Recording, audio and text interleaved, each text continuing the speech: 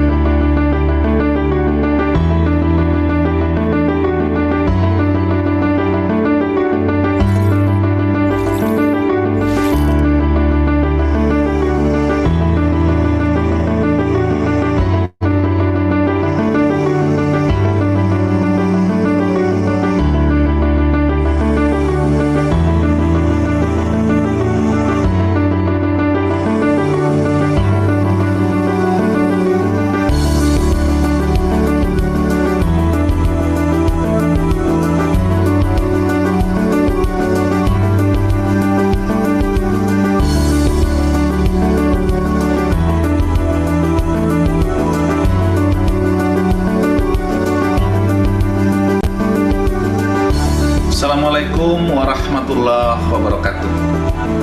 Pagi, selamat datang di kampus tercinta Ngudia Husada Madura. Kampus yang dirancang untuk menghasilkan tenaga kesehatan yang profesional di bidangnya. Kampus ini berdiri untuk menjawab fenomena yang ada di masyarakat tentang banyaknya tenaga kesehatan yang saat ini hanya pandai secara intelektual dan terampil dalam berkarya, tetapi masih kurang di dalam soft skill dan spiritualnya. Sehingga kami berharap kampus ini nantinya betul-betul menghasilkan lulusan yang komprehensif, cerdas intelektual, emosional, dan spiritualnya. Kampus ini juga saat ini dilengkapi dengan berdirinya sebuah rumah sakit yang nantinya akan mampu menjadikan tempat praktek bagi seluruh mahasiswa untuk mengaplikasikan keterampilannya. Pun demikian, mampu menampung mereka nanti saat mereka lulus. Kami berharap dukungan dari segenap masyarakat, tokoh, dan stakeholder untuk membantu kami bersama-sama dengan kami membangun kampus tercinta ini menuju kampus unggulan di bidang kesehatan. Demikian, terima kasih. Jaya Ngudia Husada Madura. Assalamualaikum warahmatullahi wabarakatuh.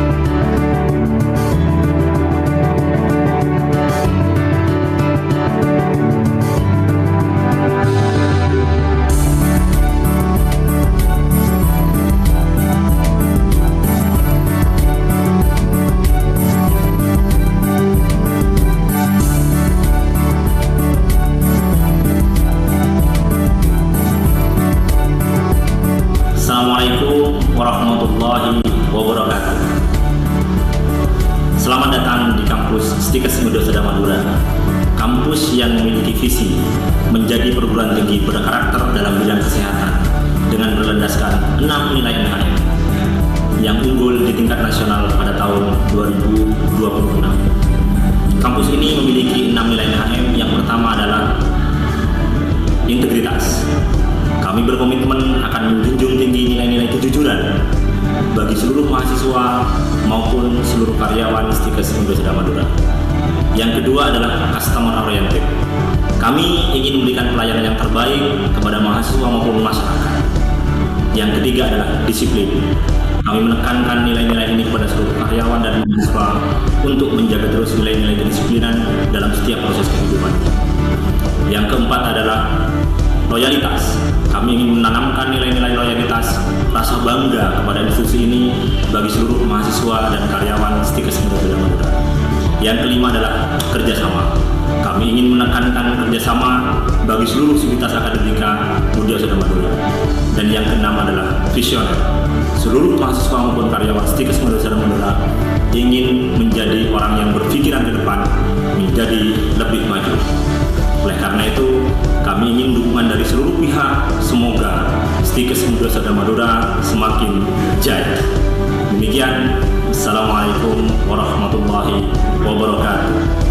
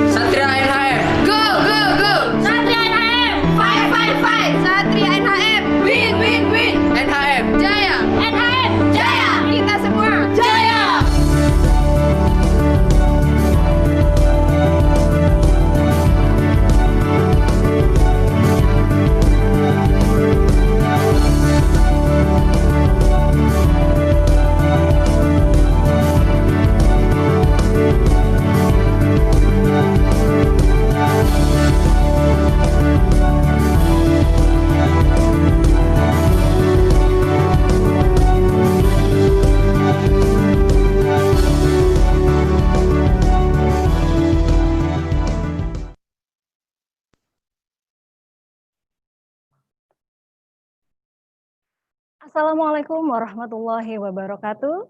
Shalom, Namo Buddhaya, Om Swastiastu, Salam Kebajikan. Good morning and best wishes for all of us.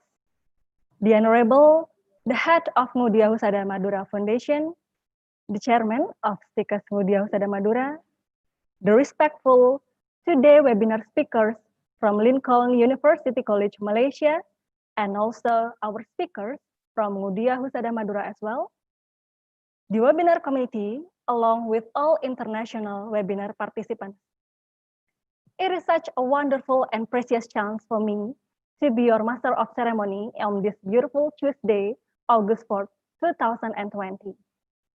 First of all, let's say thanks to God who has given us guidance, happiness, healthy, and mercy so we can attend and participate in this event without any obstacles. STIKES Ngudia Husada Madura, in collaboration with Lincoln University College, Malaysia, is proud to present the international webinar about the healthcare provider challenge during new normal.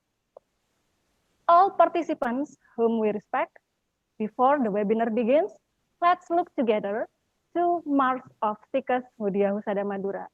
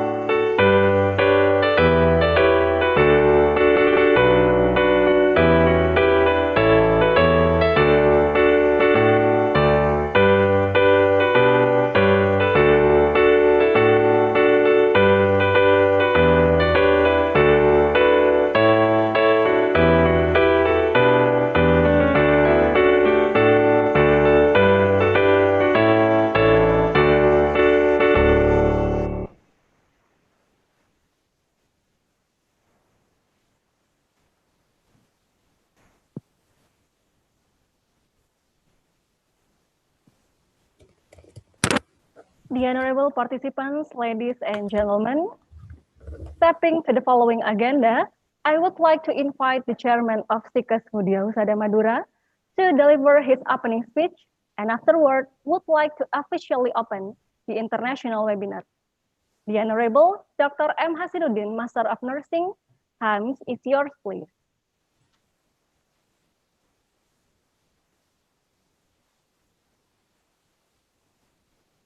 Okay, thank you, Mrs. Sylvie. Assalamualaikum warahmatullahi wabarakatuh. the Honorable Director of Lincoln University College, the head of Ngudia Husada Madura Foundation, whom I respect, speaker from Lincoln University College. Of the first, Mr. Dr. Sandeep Poddar, MSc PhD, as Lincoln University Senior Research Director and Executive Editor. For the second, Mr. Ravakumar Katta, B.P.T, Master of Physiotherapy, Neuroscience, CMT, CDN, MIAP, Head of Department of Physiotherapy, Lincoln University College. Sorry, Mr., if there are mistakes in the mention of names and titles. For the next speakers, Mrs. Nisfil Mufidah, S.Kep Nurse M.Kep, Lecturer of Nursing STIKES Ngudia Husada Madura. Ms. Dian Januriswasti, S.SiT M.Kes, Lecturer of Midwifery, STIKES Ngudia Husada Madura, whom I love for the participants international seminars today. Alhamdulillah, thanks to Allah Subhanahu wa Ta'ala, because today we can attend an international seminar organized by STIKES Ngudia Husada Madura in cooperation with Lincoln University College. Our blessings and greetings may be bestowed on our Lord, the Prophet of Muhammad Sallallahu Alaihi Wasallam. Peace be upon him. Hopefully, we will be gathered in the afterlife with him and his community. We would like to thank all those who have helped to carry out this international seminar, to speakers from Lincoln University College and STIKES Ngudia Husada Madura. Hopefully, the knowledge will be beneficial of our health practitioners and health students who take part in this seminar in dealing with the global COVID-19 pandemic. Our gratitude is also conveyed to the participants who have participated in this international seminar. Hopefully, what is delivered by the speaker can be applied in providing services to the community. And to the committee, we give our highest appreciation for the implementation of the international seminar today. Hopefully, it will become a field of worship for the committee. Ladies and gentlemen, today's international seminar is a series of daily seminars organized by STIKES Ngudia Husada Madura in 15 series. And in this final series is packaged in the form of an international seminar with collaboration with Lincoln University College.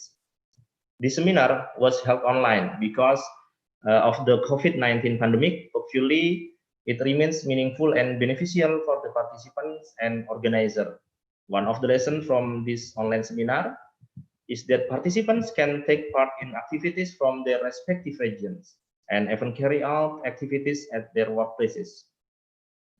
Ladies and gentlemen, STIKES Ngudia Husada Madura is one of the colleges in Madura Island, East Java, Indonesia.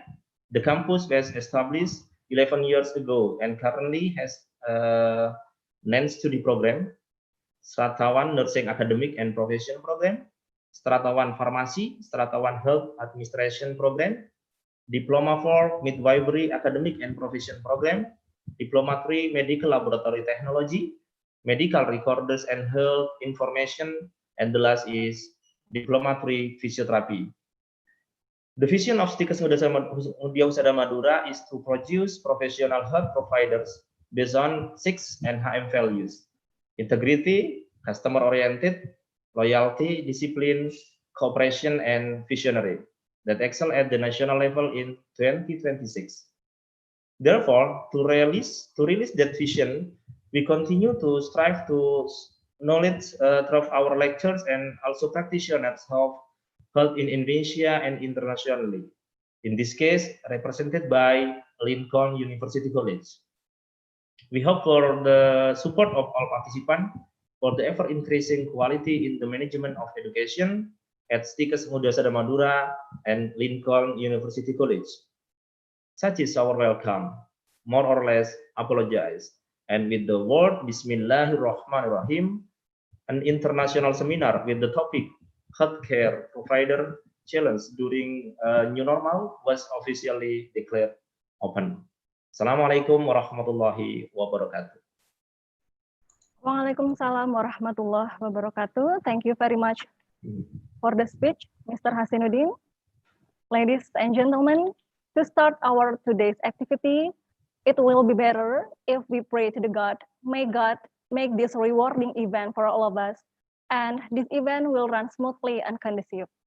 Therefore, I would like to ask Mr. Faisal Amir, Master of Science, to lead us in prayer.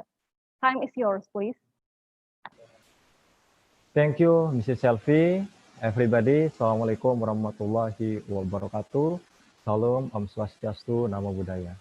Ladies and gentlemen, I ask permission to lead the prayer in this moment. I lead the prayer with a Muslim way, and the other please pray according to each other belief. Let's begin. Alhamdulillahirabbil alamin, hamdan syakirin, hamdan naimin, hamdan yu'afi ni'amahu yukafi mazida. Ya Rabbana lakal hamdu kama yanbaghi wa azimi sultanik. In the name of God, most gracious and most merciful, all praise be to you. You are Master in the Judgment Day. Dear God, I want to say thank you because you have given us the faith and health. And thank you because you have let us study together in a good condition. Please bless our parents, bless our teacher, bless our children, bless our student and all of my friends in this meeting. Please make us smart and intelligent people. Make the knowledge provided today be a benefit to us, to others, to nation and state, and to all of life in the world. We only hope for you, and dear God, the Lord of the world, bless me as your blessing and bless us your given letter. Amin, amin, ya rabbal alamin. Rabbana atina fid dunya hasanah, wa fil akhirati hasanah, wa qina adzabannar. Assalamualaikum warahmatullahi wabarakatuh. Waalaikumsalam warahmatullahi wabarakatuh.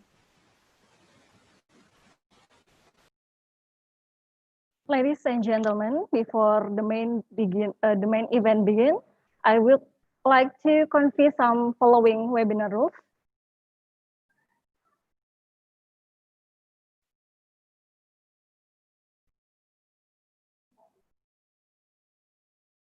Well, our webinar rules today are all participants will be muted by the host, so I'm sorry for the inconvenience.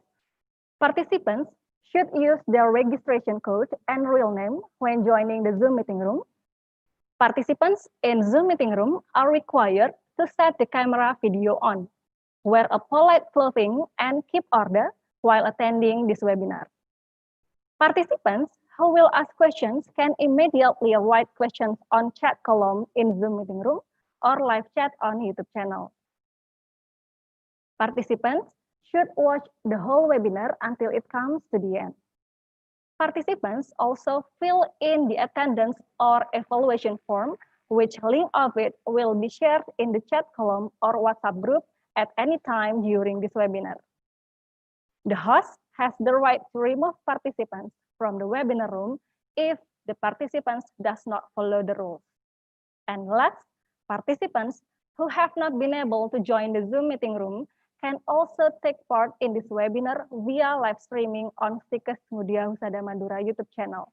Don't forget to press the like and subscribe button.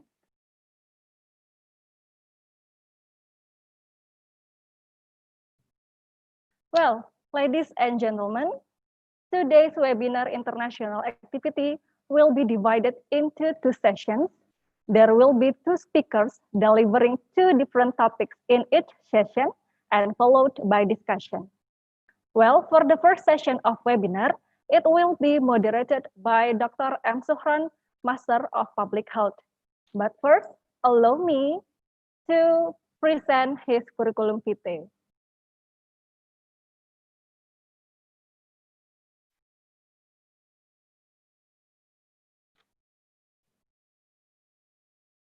Dr. M. Suhran, Master of Public Health, was born in Bangkalan, 3rd of March 1984. He got his bachelor degree in nursing from STIKES Ngudia Husada in 2008 and got his master degree in public health from Public Health Faculty of Erlangga University in 2013 and finished his doctoral degree in public health from Public Health Faculty of Erlangga University in 2019. Dr. M. Suhran has so many publications. One of them is the latest one was Assessment of the Chem Family Stress Inventory in Self-Care Post-Restraint Schizophrenia, published in Volume 8, Number 2, International Journal of Public Health Science. Well, ladies and gentlemen, please welcome Dr. M. Suhran, Master of Public Health, and to the Honorable Dr. M. Suhran, time is yours.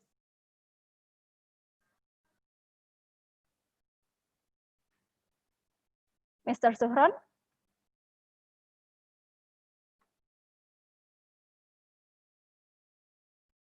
Master of Ceremonial today.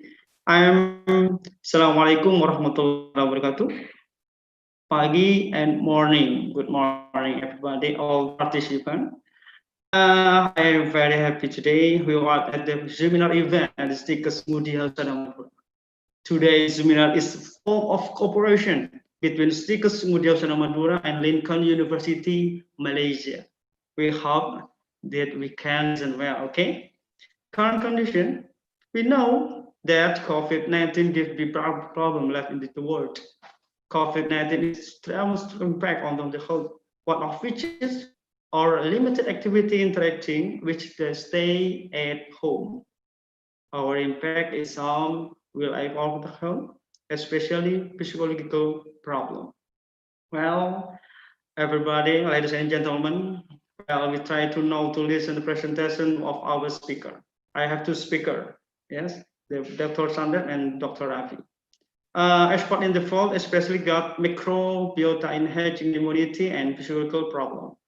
Okay, for the time, I want to, are you there, Mr. Dr. Sandeep? Hello? Yes. Okay. Doctor, are you able to hear clear my voice? Yes, I can hear you. Okay. First, we know I will read the curriculum vitae, the part figure for Sandeep, okay? Let me to write the curriculum vitae, okay? Mr. Sandeep? Yes. Okay. Okay, I want to present it by the curriculum vitae for Mr. Sandeep.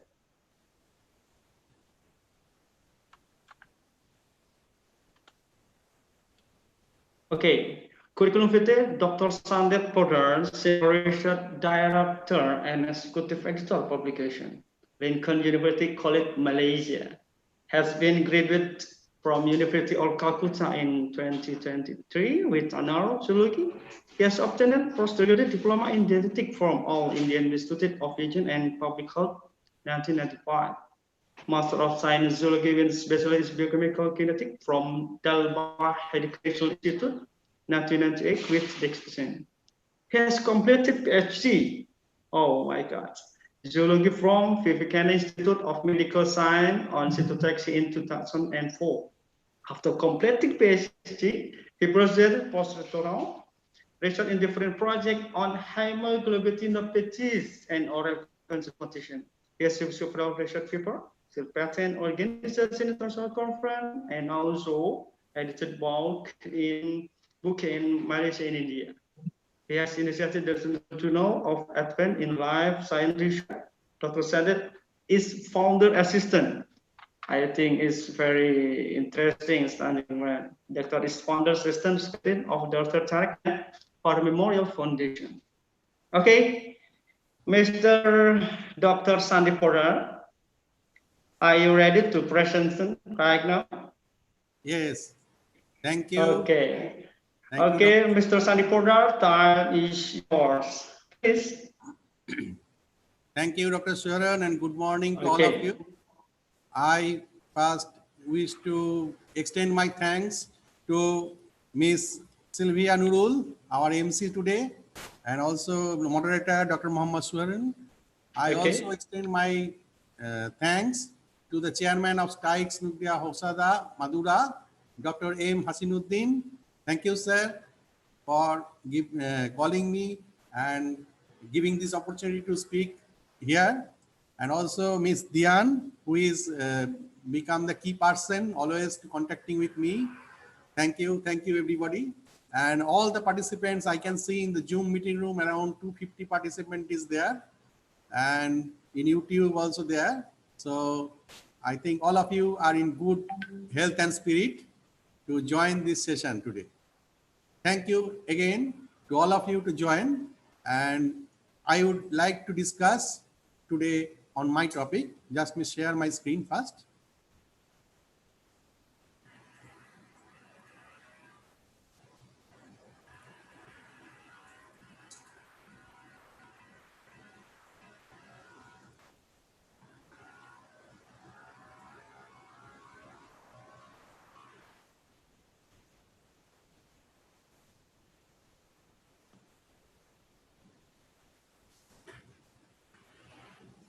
So you can see now the screen. So today we are going to speak on different aspects. After me, there will be Dr. Ravakumar also speaking on physiotherapy. So Sorry, Mr. Sandeep. Yes. Sorry, Dr. Sandeep. Further. You can see May you can. Okay. May you talk slow down while talking. Okay. Okay. You can see the Okay. screen. I do not. We can try.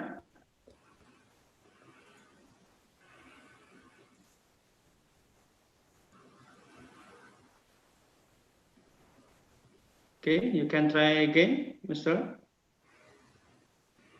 Okay, thank you very much. I'm watching. Okay. Okay. Okay. Thank you very much. Thank you. Sorry. Time short. Okay, it's okay. Yes. Today we are going to talk on gut microbiota in enhancing immunity.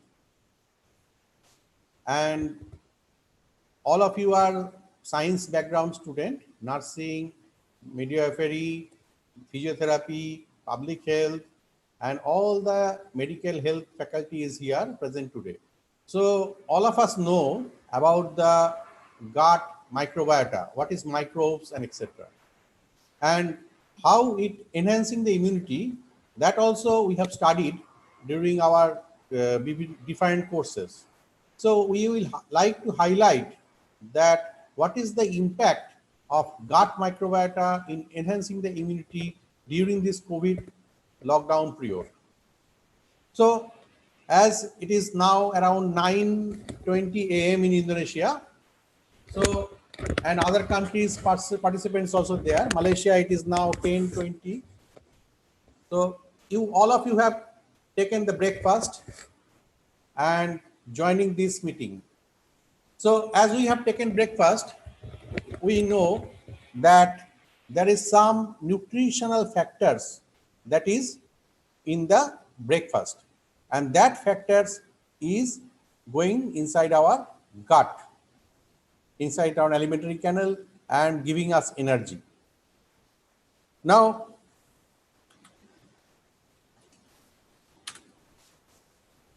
all of us know that now world is affected with COVID, the pandemic.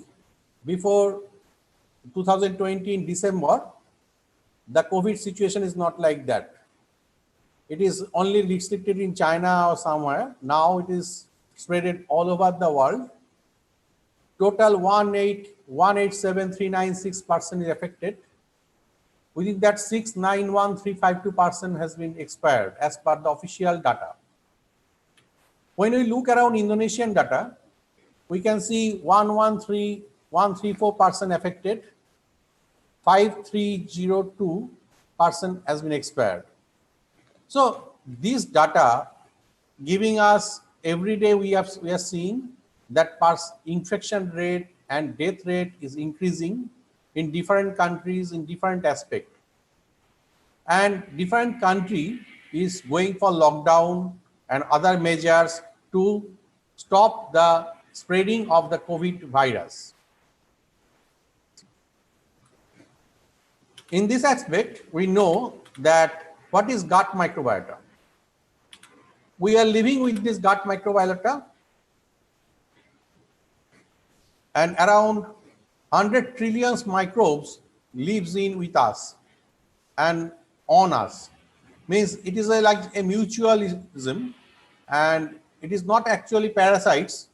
Some is parasites, some is mutualists. So they are helping us in many ways, and also they are taking nutrition and they are dependent on human health. Around 50% of our cells are microbes. So 99.5% of our genetic material is microbial origin. So there is a metabolism of body weight.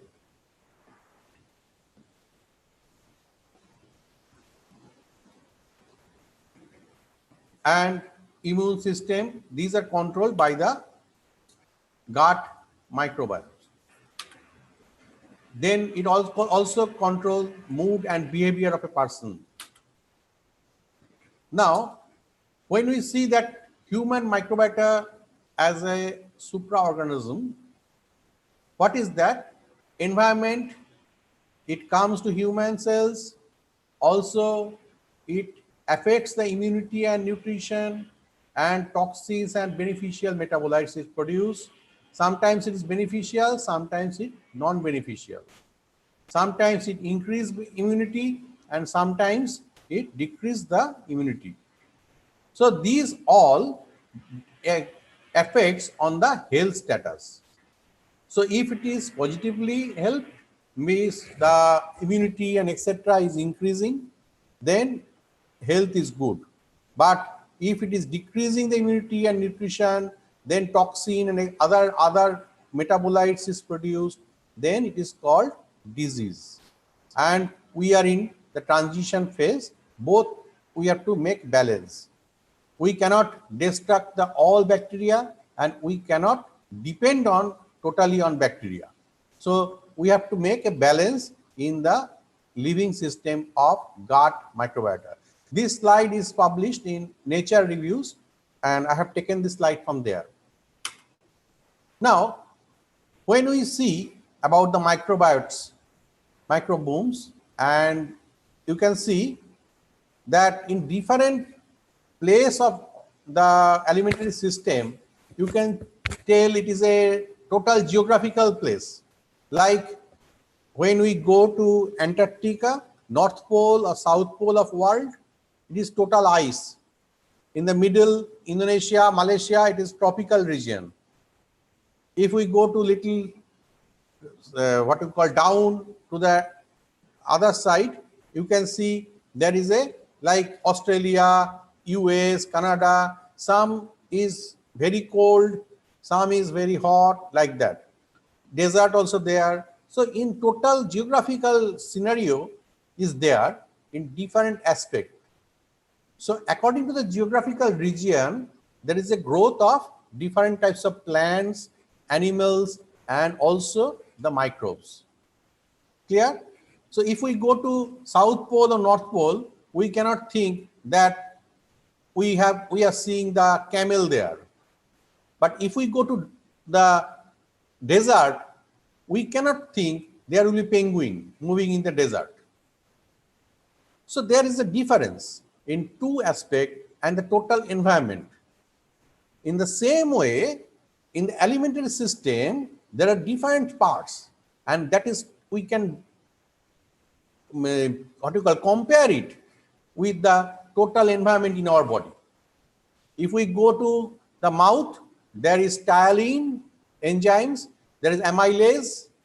If we go to stomach, there is HCl, hydrochloric acid. The pH is below 7. If we go to duodenum, after the stomach, the pH is neutralized with the bile.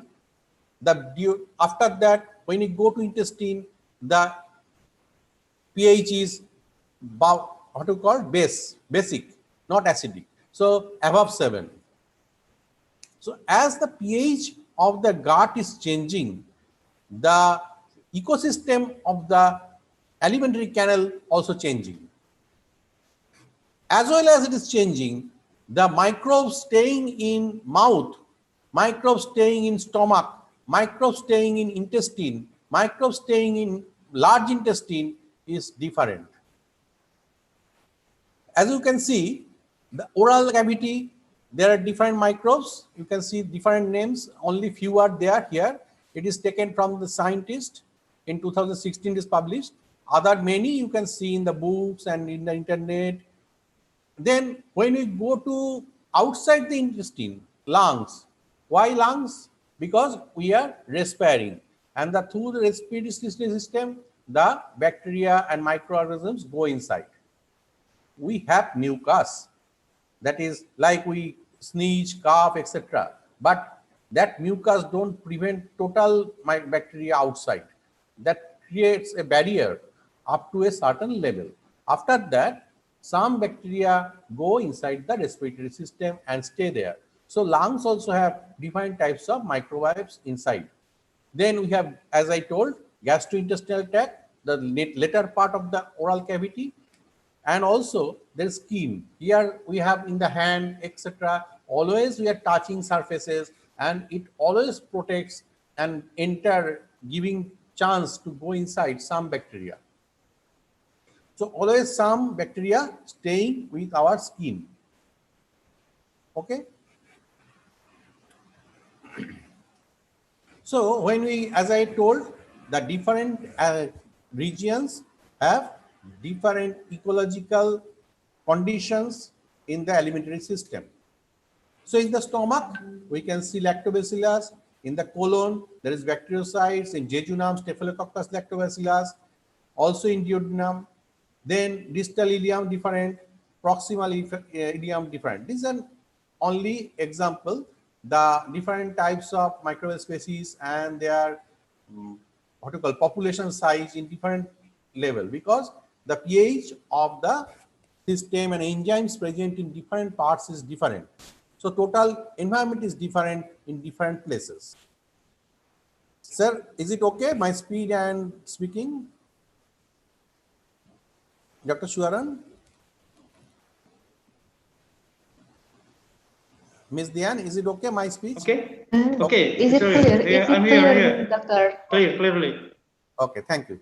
Okay. You So, can. yes, thank you, sir. Okay.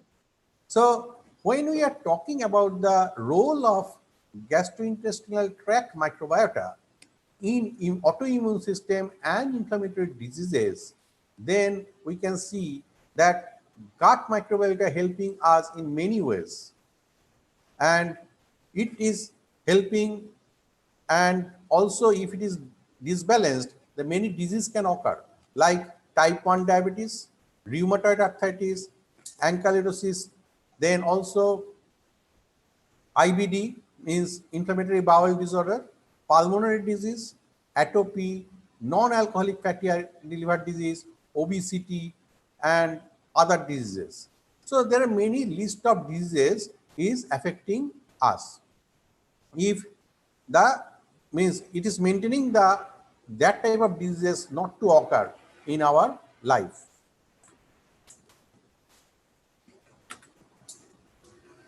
When we talking about these microbes, we are human. We not come like an adult. We first stay inside our mother's womb. And when we are in gestation period, this condition we are talking about, it is a sterile condition. There is no microbes affecting us. It is totally protected place, and we are totally dependent on mother. So there is no need of bacteria to protect us, because mother's bacteria are there. Means mother's bacteria and microbes are there. They are protecting this womb, and this is total sterile condition. But after the birth, when we give birth, the small baby that is going to infect and getting the microbes, because it is connected with the skin, respiration, and also taking some outside food, even breast milk also. So these all giving the bacteria inside the means microbes inside the body. As you know that after birth, immediately we cannot place a child outside, and we don't allow the child, as per our customs in every religion and everything in health practice, that we cannot give the child directly to everybody's hand. And we have to take care of the child. We are giving some vaccination also before we move forward. There is different vaccination schedule we are using, and also we are giving some drops like polio, etc., oral polio drops. Why? Because that child is not affected and not introduced to that bacteria before. Like now, when we are infected with COVID, we are not known that COVID was there. So when COVID come, our body immune system don't know that COVID, what type of virus it is. So we may be affected with this. So after the birth, the infancy, then we go to toddler, then adult. So the increase of microbiomes in the gastrointestinal tract as well as all over the body is going to happen. So sterile to totally living with the bacteria. It is the environment, means total change of the environment. We are staying in different region. Now we go inside a new changed environment.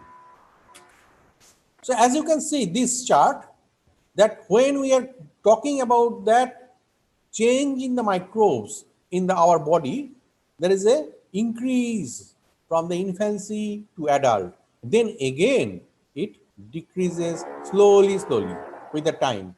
So when we think about aged person, geriatric population, then the microbes is reducing again. And this happen. I will talk about this aspect also later on. So with this lifespan of human, the gut microbiota is changing. And these have a very important effect in our life.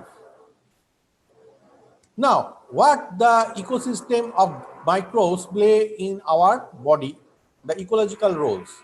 There are some unknown functions they are playing that we don't know what they are playing during we are affected with some bacteria, virus, etc. They're always playing their roles. They may be beneficial, maybe not beneficial, we don't know. Then there are predators, kill our cells or our other microbial organisms. So these are affecting us other cells, affected on other cells, microbes or other cells. Then eaten by our other microbes, it can be taken off, or it producing some vitamins and also other chemicals for us and other microbes. So as you know, then also decomposer break down our food and waste products. So these all are the main functions of microbes in the intestine. So as you know, when a cow takes cellulose, the cow can digest straw. The cow can digest the leaf, green leaf, but human cannot. Why? Because we don't have the appendix. Appendix is ruminant, but the cow have a big appendix, and that appendix consists of different types of bacteria and other microbes. That microbes helps to digest the cellulose. So this is a very beneficial effect for the cow. But as we cannot withstand that bacteria, the appendix is ruminant, and if that bacteria is going to increase, then we have appendicitis problem.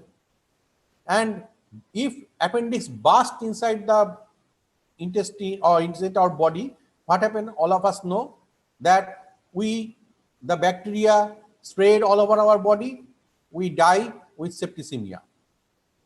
So very dangerous condition. Beneficial bacteria, one case, and same beneficial bacteria or the microbes going to be non-beneficial and harmful to our body. So this is a very vital thing. As I told before, we have to make a balance. If we cannot make balance, we will die. Now, when we see, all of us know, as I told, plant fiber, then degrading bacteria, then secondary degrading bacteria, variety of other bacteria, there is a animal tissue, and all these are a system in the intestine. And there is capillaries in the intestine.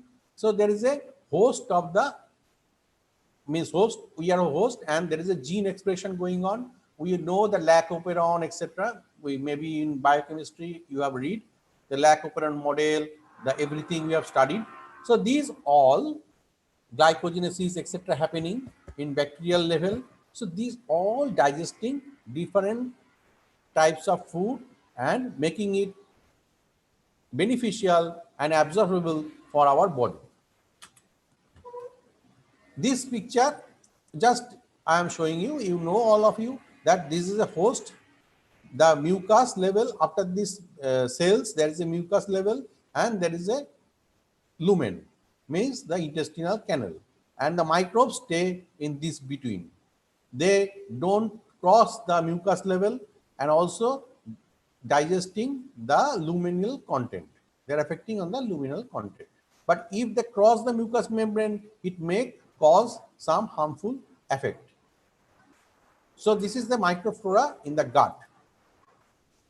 So as I told, all of you have us taken breakfast and come. So diet have an important effect on the microbiomes in the intestine, as it is directly related. So it has been reported that gut microbiota of animals feed with high fat or high sugar diet are more prone to circadian rhythm disruption. Why circadian rhythm disruption is going on? Because there is a change in the digestion system and everything. Then systemic stress and also tissue injury and sustained inflammation can also produce in the different types of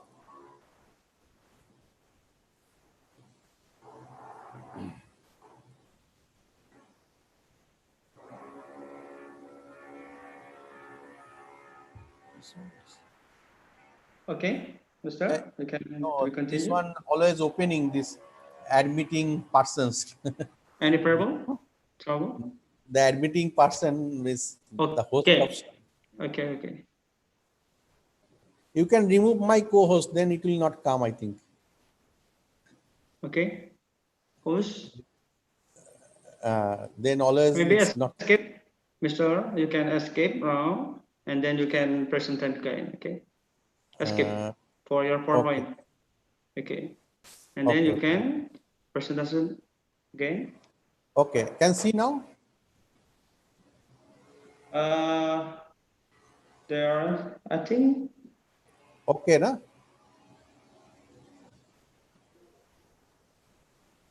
My screen can see, na? Hello? Hello? You can see my screen? Yes, Mr. Okay. Hello? So, yes, okay.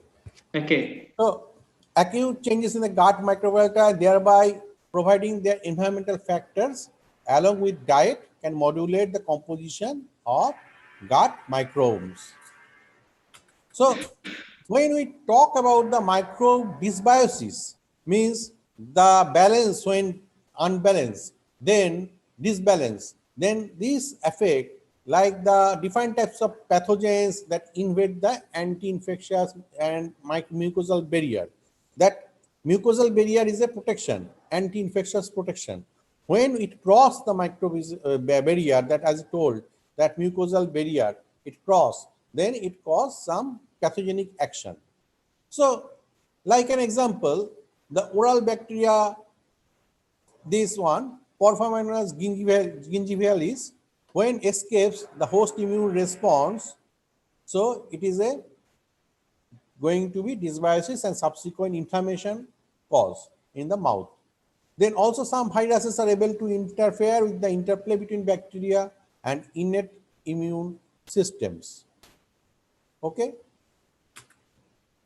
Now, when we are in COVID situation, all health workers are working.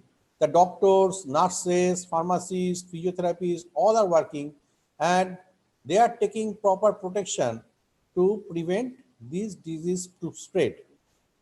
So we don't expect that these COVID patients, any virus stick in our gloves, it will not come to our body.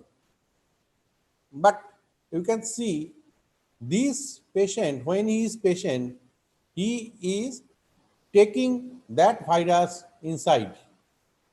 He is giving out, also taking.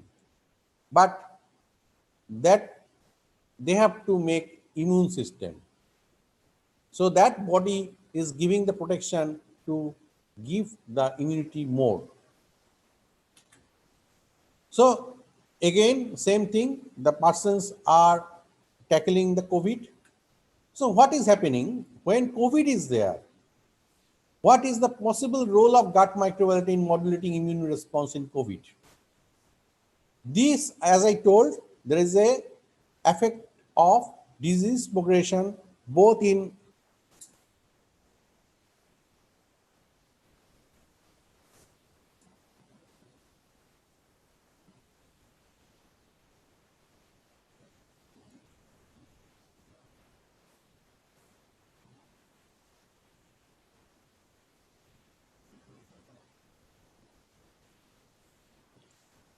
So both overactive and underactive immune responses are there, can lead to a serious clinical adverse event. So this paper has been published in last month in Elsevier on the what you call research journal. So you can see that anti-inflammatory responses are, there is a immune homeostasis. So as well as that COVID is affecting, we are have a protection.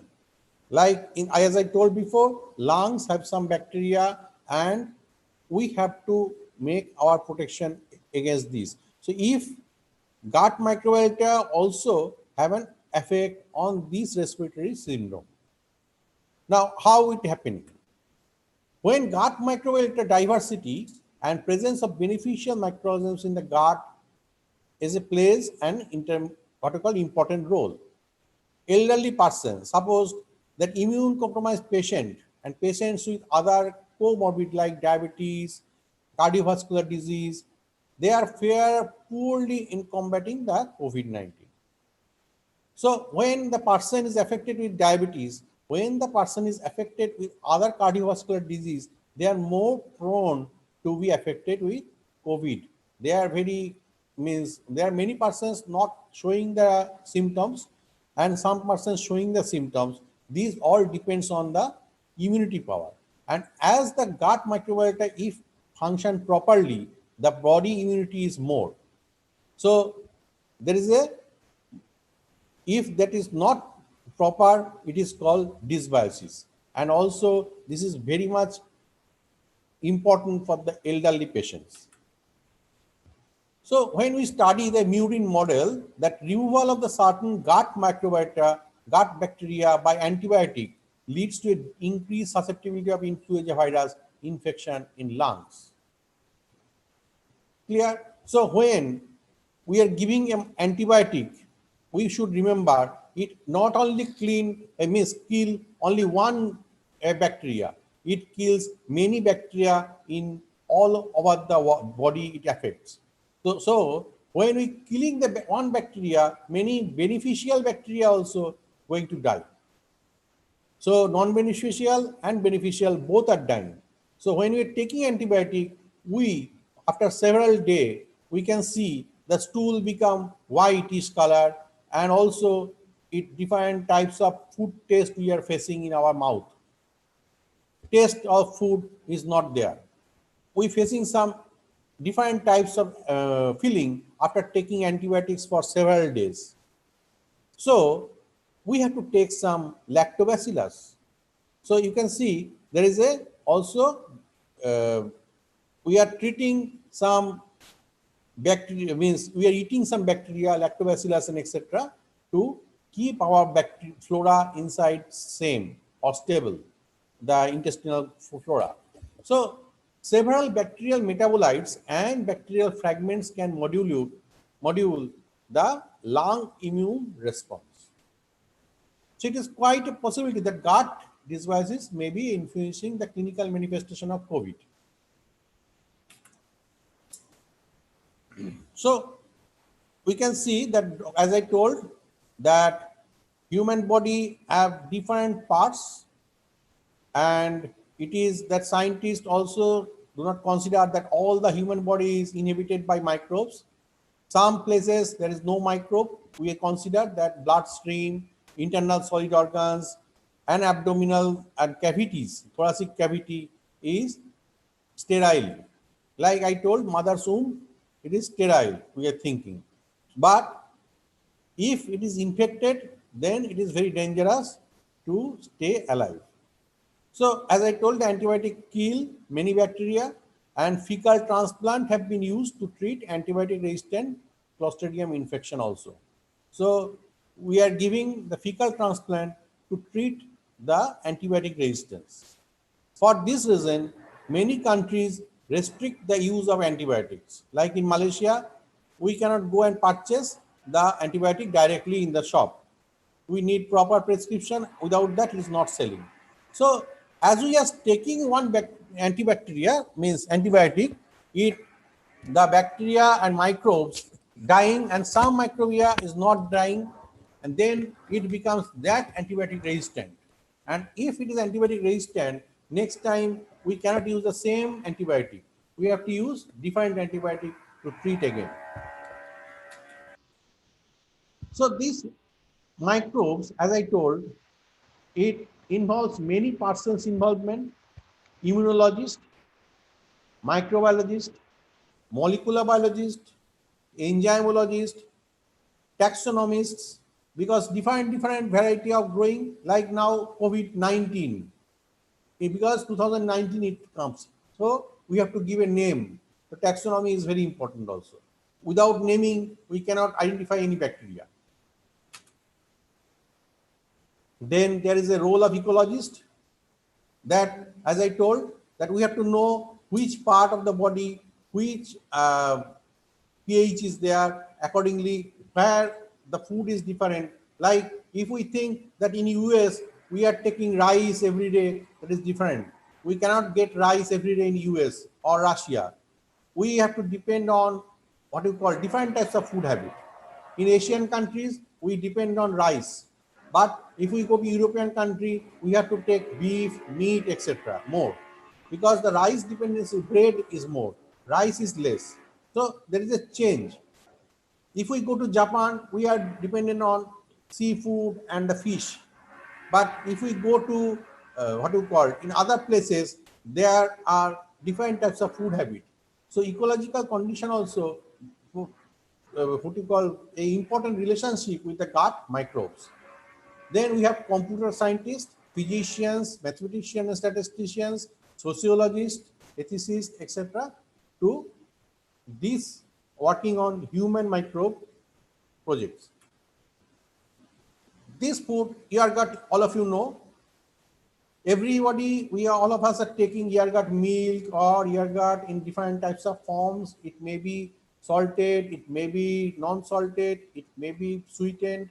So different types of ear gut we are using every day. So these ear gut have lactobacillus, many lactobacillus. You can see this picture. If we take a small needle, touch a small needle and make a slide, we can see a millions of bacteria, lactobacillus bacteria in the slide.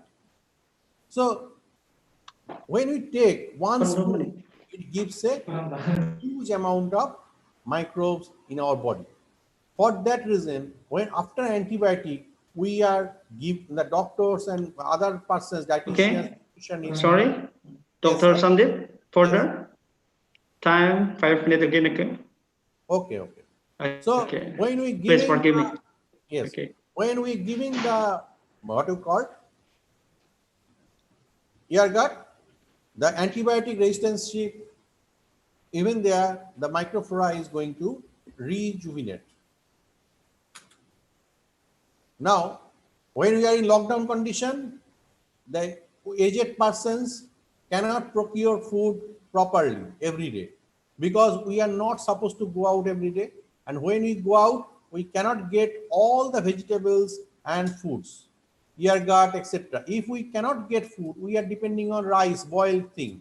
So it cannot give the total bacteria inside our diet. So we are means the aged persons and who cannot go out from the house to procure the food in COVID situation, they are more prone to get less gut microbes develop. And these things causes this reducing in the gut microflora. And I told you previously that the aged persons, you can see the microbes going down because they cannot get their own food. They have to depend on other persons to get their food. And also the food habit is changing. They cannot eat the same vegetables as before. And so they are affected with this COVID-19 lockup and lockdown, and also without COVID also, they are restricted.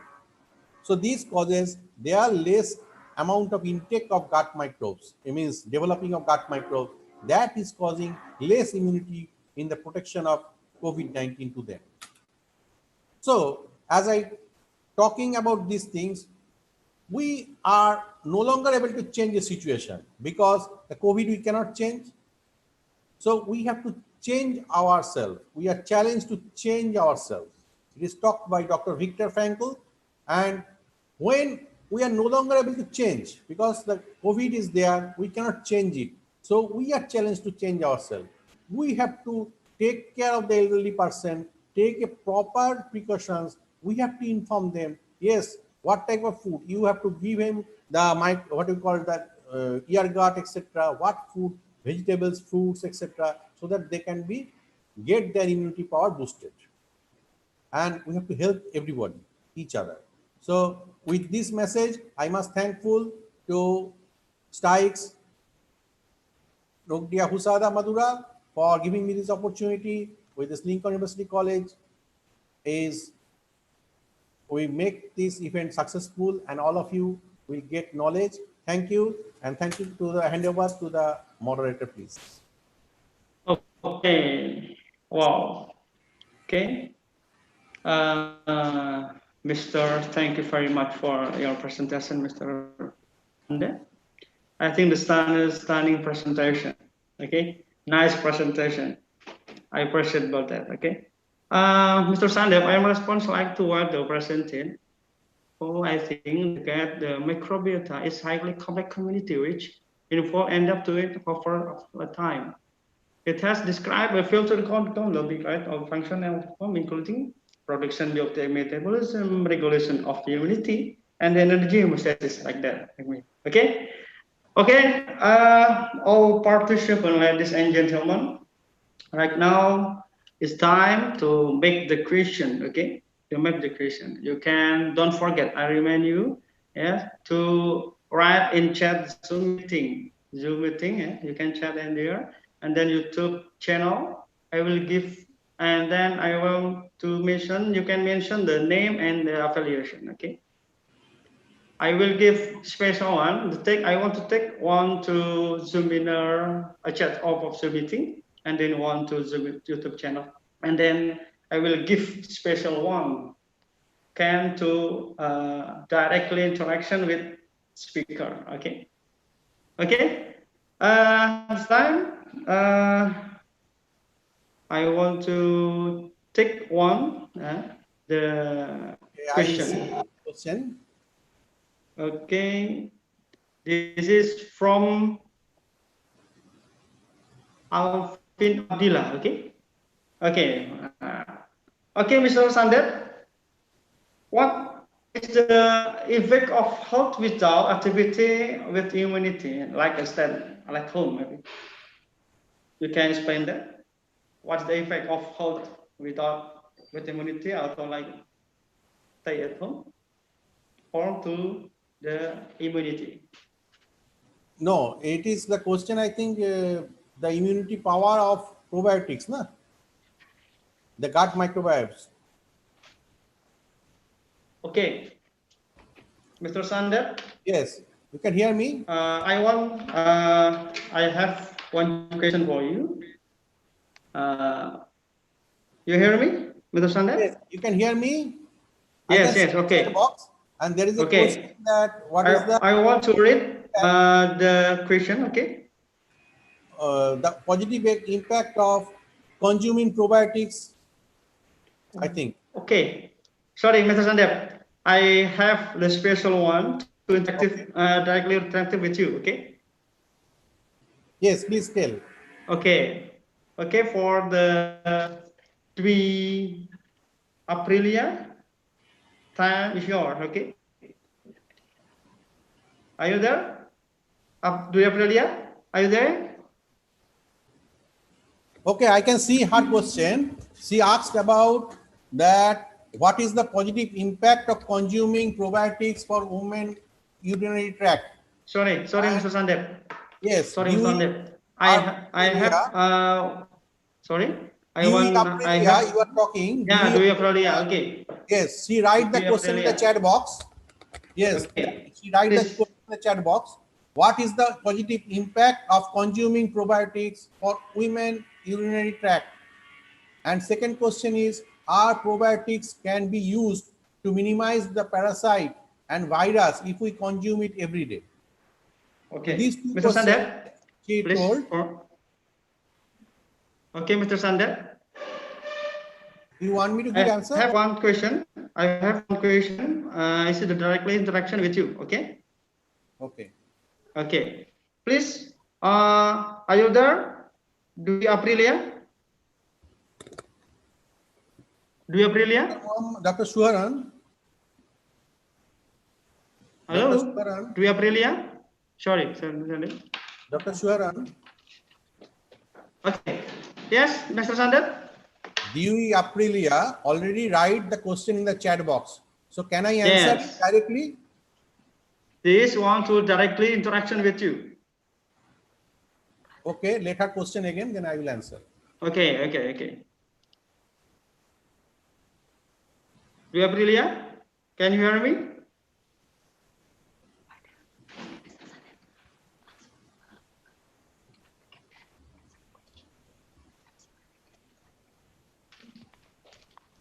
Okay, Mr. Sandeep.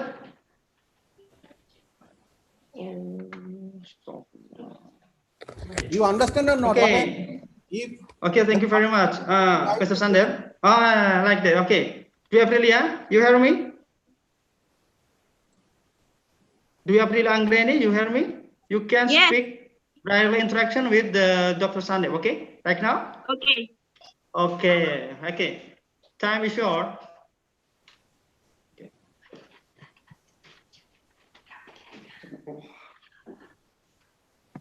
Okay, please.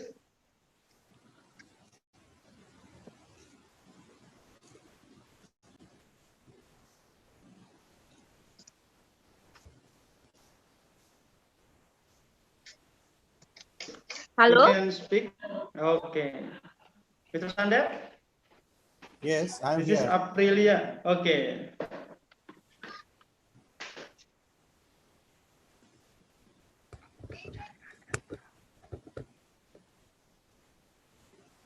Okay, you can speak. Do you Aprilia?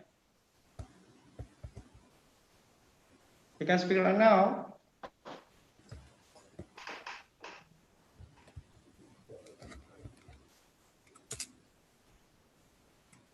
Do you Aprilia? You hear me? Aprilia, kamu dengar saya? Ya, dengar Pak. Ya, monggo silakan. Okay, time short, please. Mr. Sandeep is waiting for you. Okay, I want to ask to Dr. Sandeep, the first one, what is the positive impact of the consuming probiotic for women's urinary tract? Saya minta pertanyaannya mbaknya. Yes. So you have any other question? Because this question already you have written in the chat box.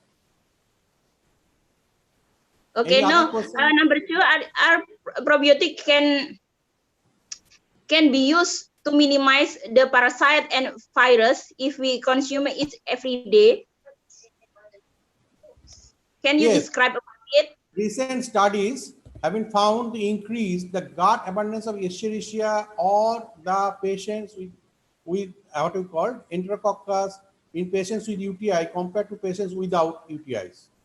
So increase of the gut microbes there is a relation of the UTI infection also.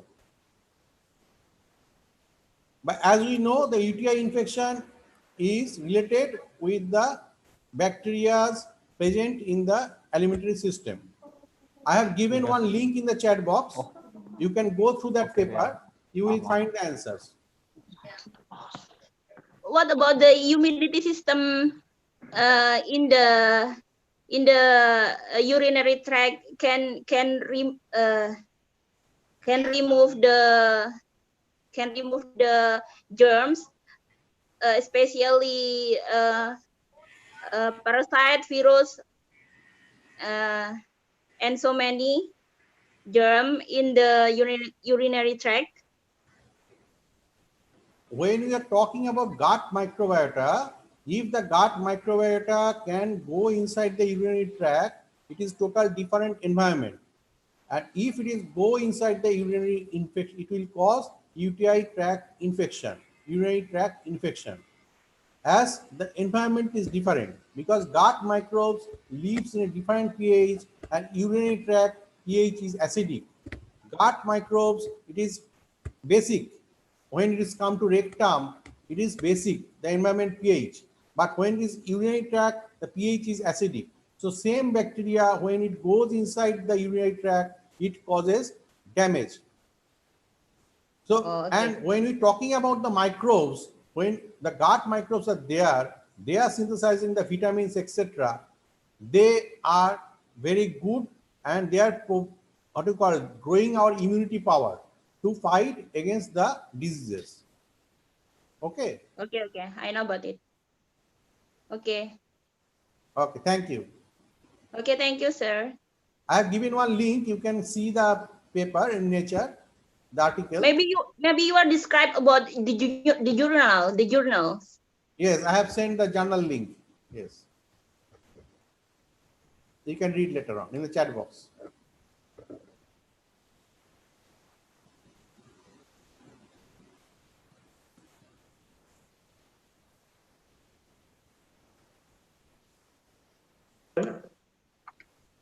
Okay, I think that's answer of the Dr. Sandeep. I think grateful is the answer. Dr. Aprilia, you have catch the main idea of the answer, Dr. Sandeep? Aprilia, you can catch the main of the answer. Yes, sir. I understanding? Yes. I understand it? I understand about that. Okay. Thank you very much for your time. Okay, And then the last, okay. See you. Thank you very much. Dwi Aprilia Anggraini, okay? Okay, it's one of the student in STIKES Ngudia Husada Madura, okay? Dr. Sander, the next all the question is from sorry. Okay. Please for the question, the second question maybe.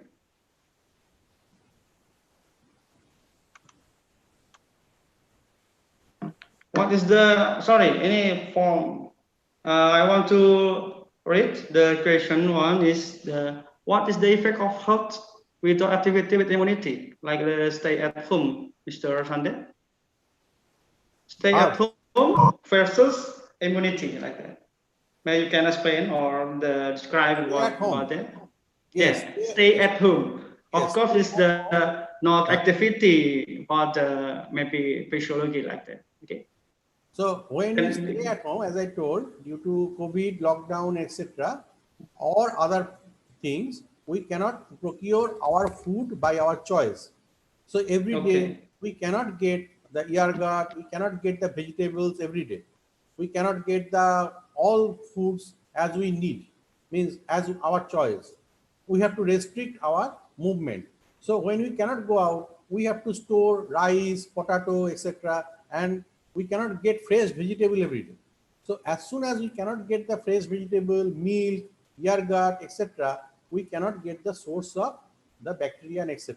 In vegan, complete vegan, who is total vegetarian, they cannot get vitamin B12 as it is a total animal originated and it cannot be synthesized in our body without the animal outside the food.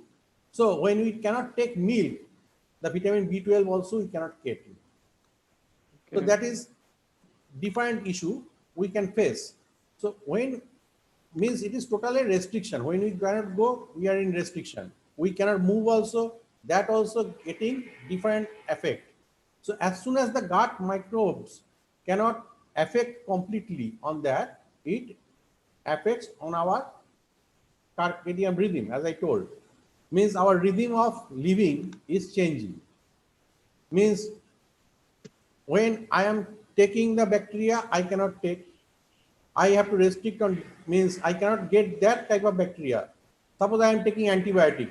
Due to COVID, I think, okay, I have to take antibiotic. I am taking more antibiotic. Then my microbiota is going to damage. and there is nothing to replenish it. So we have to think about it, and we have to apply the microbes accordingly. Clear? Okay. Yes, sir. I think very much grateful for the answer from Dr. Sandeep. Okay, I think like for the time is over, Mr. Sandeep. I very thank you very much for your time. And here I have maybe you can meet to me in here and to the exhibitor, STIKES Ngudia Husada Madura. And next time maybe you can cooperation with STIKES Ngudia Husada Madura to Zoom in like that. Okay. Thank you, Mr. Sandeep. Okay. Yes. Okay. You can leave. For the time is I want to back to Miss Sylvia. Okay, time is over for the discussion with Dr. Sandeep.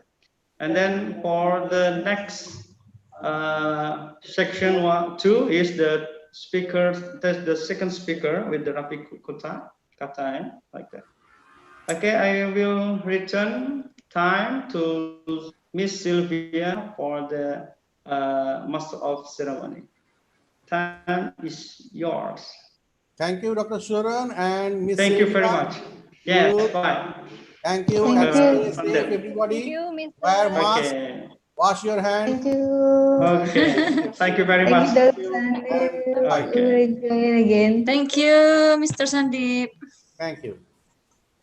So, ladies and gentlemen, thank you very much for Dr. Suhran to be our first moderator with Dr.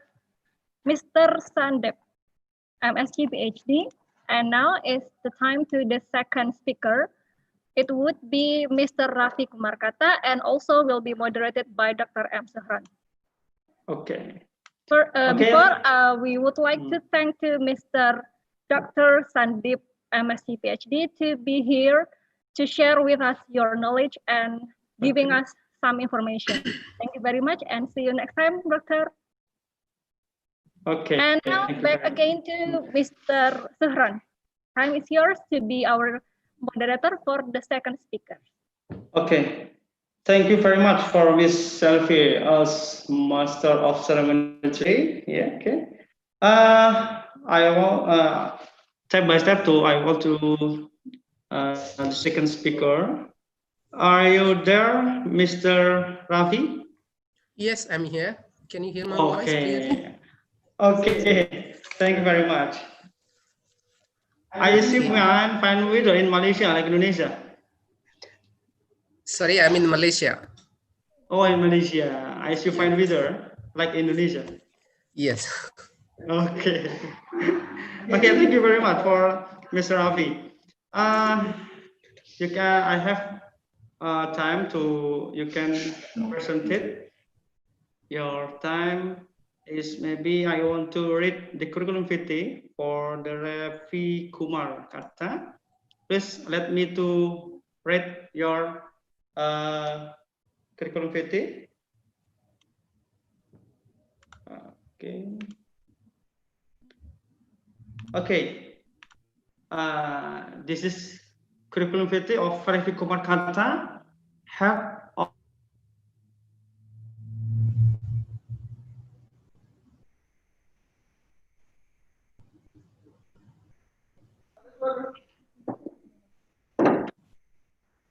Well, ladies and gentlemen, I'm sorry for the inconvenience. I think Mr. Suhran has technical trouble.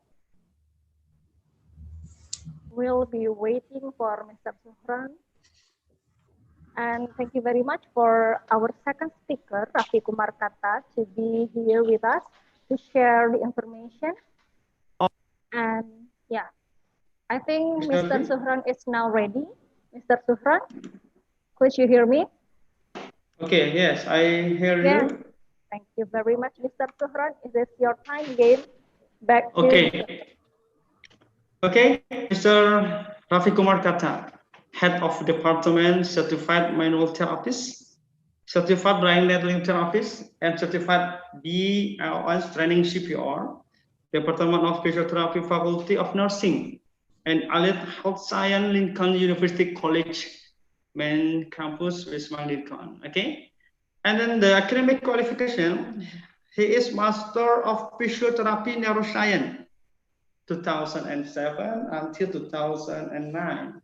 Nizam Institute Medical Science, Hyderabad, India. Okay, and then he was Bachelor of Physiotherapy, B.P.T, 2000 until 2005. PM College of Physiotherapy, Wijayamada, Dr. N.T.R. University of Health Science, Wijayamada, Andhra Pradesh, India. Okay, I think great speaker. Okay, I think great speaker. Okay, for Ravakumar Katta, Yes. you can ready to present it.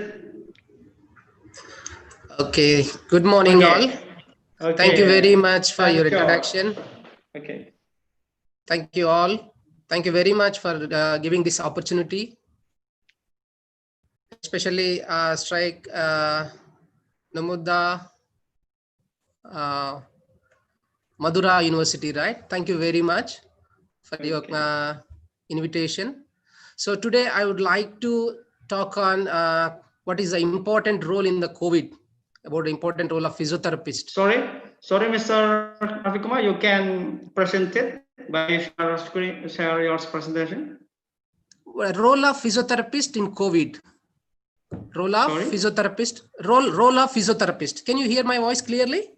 Yes, I'm here, but you don't share the presentation. Yeah, I'm sharing now. Okay, thank you very much.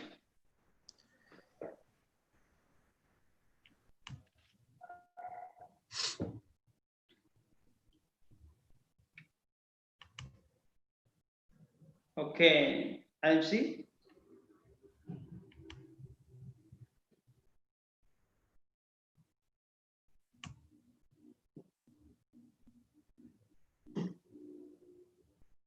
Sorry. Can you see my screen? Okay. Yes, I see. Okay, you can to be continued. Yes. Dr. Ravakumar. Okay. Okay. Thank you very much. So today I would like to talk on my topic is role of physiotherapist in COVID. So I'm not going to explain about the. Yes. Sorry, Dr. Ravakumar, you can slideshow for the presentation. Slideshow. Yes. Yeah. Slideshow. Okay. Yes. Okay, like that.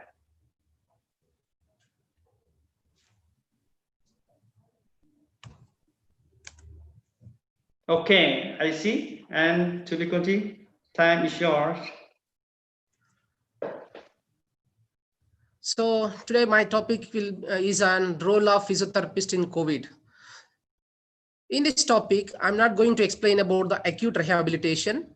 So, but my concentration will be on post-acute rehabilitation. So physiotherapy role is more important not only in the acute condition, but it's very, very important in the post-acute condition. That means after the recovery stage. So if the patient is getting recovery, so physiotherapist role will be more than the acute phase. In acute condition, medical doctors and also respiratory therapist and also ICU management is more important than the physiotherapy. So I would like to concentrate on the post-acute rehabilitation.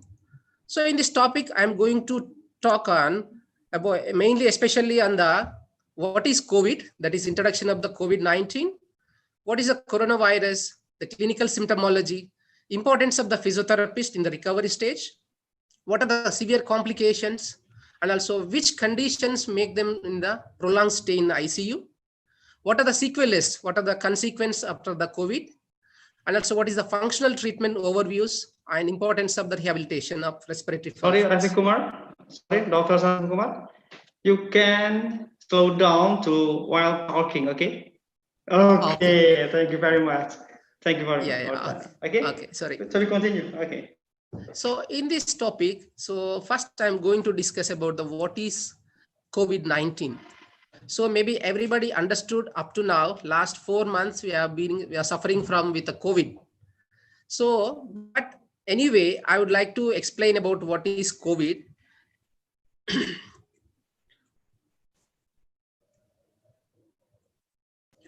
So according to the WHO, the COVID is nothing but is a pandemic disease. The pandemic disease, we already learned about what is pandemic, what is endemic, what is epidemic. So in this decade, the first pandemic is COVID-19. So before, in the last decade, we already saw the H1N1 disease in the 2019 and also SARS in the 2002. But in the December 31st, WHO declared that is the pandemic disease that is called as the COVID-19. First, in the December 31st, in China, many group of people admitted in the hospitalization because of unknown reason of pneumonia. So many pneumonia cases, but there is no exact reason. So that time, the China reported to WHO. WHO declared this is a pandemic condition, pandemic disease. In January 2020, the new virus is identified that is named as, that is the novel coronavirus. So after the February 2020, the name was changed into the COVID-19. So COVID-19 is nothing but, COVID is the virus, the name is because of the appearance of the virus shape. So we can see the shape of the virus. The virus looks like is a crown shape appearance. So this virus mainly is a group of virus. Previously we called as so many different types of virus. Previously is the Middle East respiratory distress syndrome and virus, and also next about the severe acute respiratory syndrome. So these two type of varieties of coronavirus are there, but it's not affected to the human beings. But in this decade, these viruses are changed into and also transmitted into human beings. So this virus is called as the coronavirus. So after February 2020, this virus changed, the name is called as like a novel coronavirus changed into the coronavirus. Am I going very fast? Is it okay?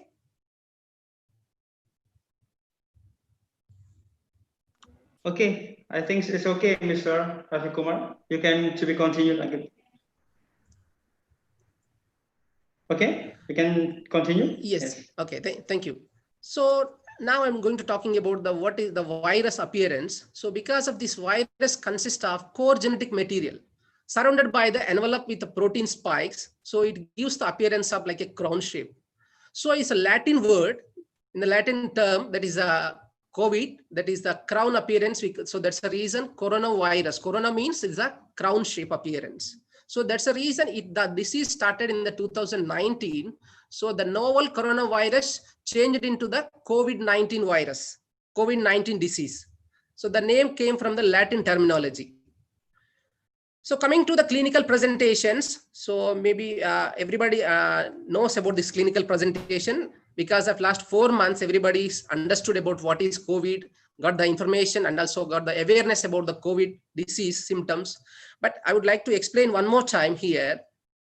So typically most of the respiratory symptoms and also sometimes there is no symptoms, that is called as the asymptomatic symptoms. So these symptoms vary mild to moderate, but self-limiting disease with symptoms similar to the seasonal flu. The symptoms like a seasonal flu, but in the most of the respiratory symptoms are mainly is the fever, cough, shortness of the breath, and also breathing difficulty and fatigue. So these are the most common symptoms of the respiratory symptoms.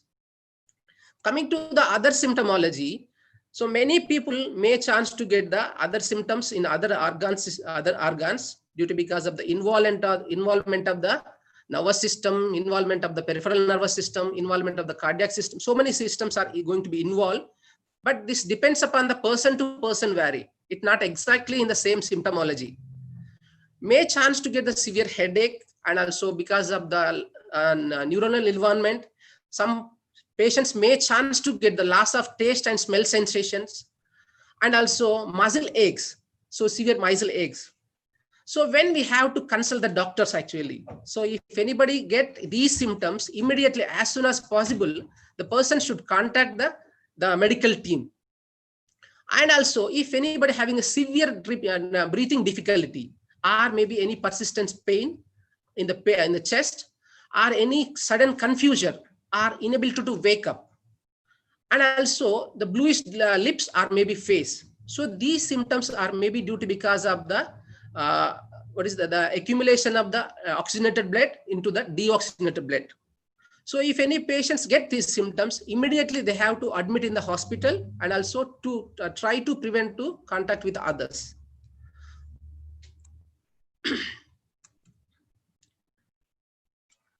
So next, coming to the minority of the group of the people are severely getting the symptoms and they need hospitalization and also most often with the pneumonia. So that is pneumonia is nothing but a lung infection. So these infections will produce so many complications, especially respiratory symptoms. And also this illness including the ARDS and also acute respiratory distress syndrome, sepsis, that is the infection, and also septic shock. So these will give the mortality complications, like they are going to get the severe complications.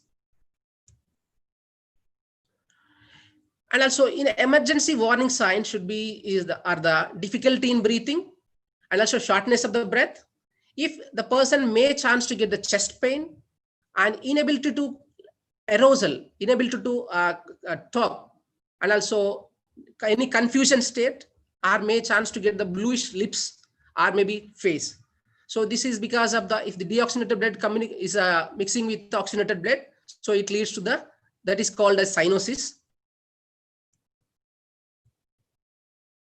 So in this COVID situation, what is physiotherapist role? Because of the main symptoms, not only respiratory problems, it also mainly affect to the gastrointestinal system, muscular system, and also nervous system, and also cardiovascular system. So many systems are going to be involved. So physiotherapist's main role is to rehabilitate the patient, to bring the person to the normal life. So this physiotherapist is the main, the person to directly contact to the patients, so which make them to susceptible to the transmission of the infectious disease. So if you see the medical doctors can communicate through through the distance, and also they can give the treatment plan, but physiotherapist has to directly contact the person, then only he can give the perfect treatment to the patients. So in this kind of situation, the physiotherapist may chance to infect very easily than the other medical doctors. So the physiotherapist has to take care of himself as well as he has to take care of the patient.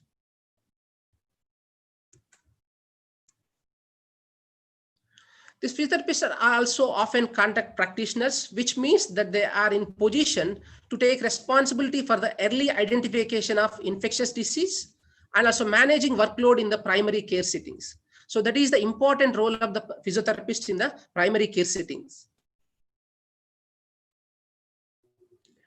So the role, it is very important for the physiotherapist to be familiar with the COVID-19, how to prevent the transmission, and understand how they can be involved in the workforce planning.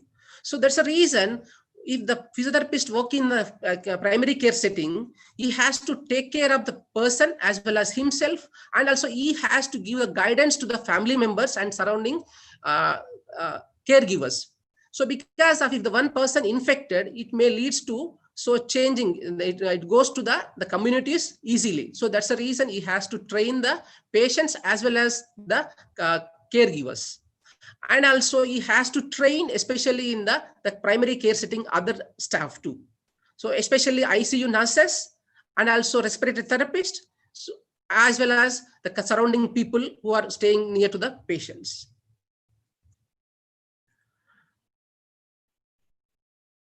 So what is the importance of the rehabilitation? So this rehabilitation has a positive effect on the health outcomes of the patients with a severe COVID.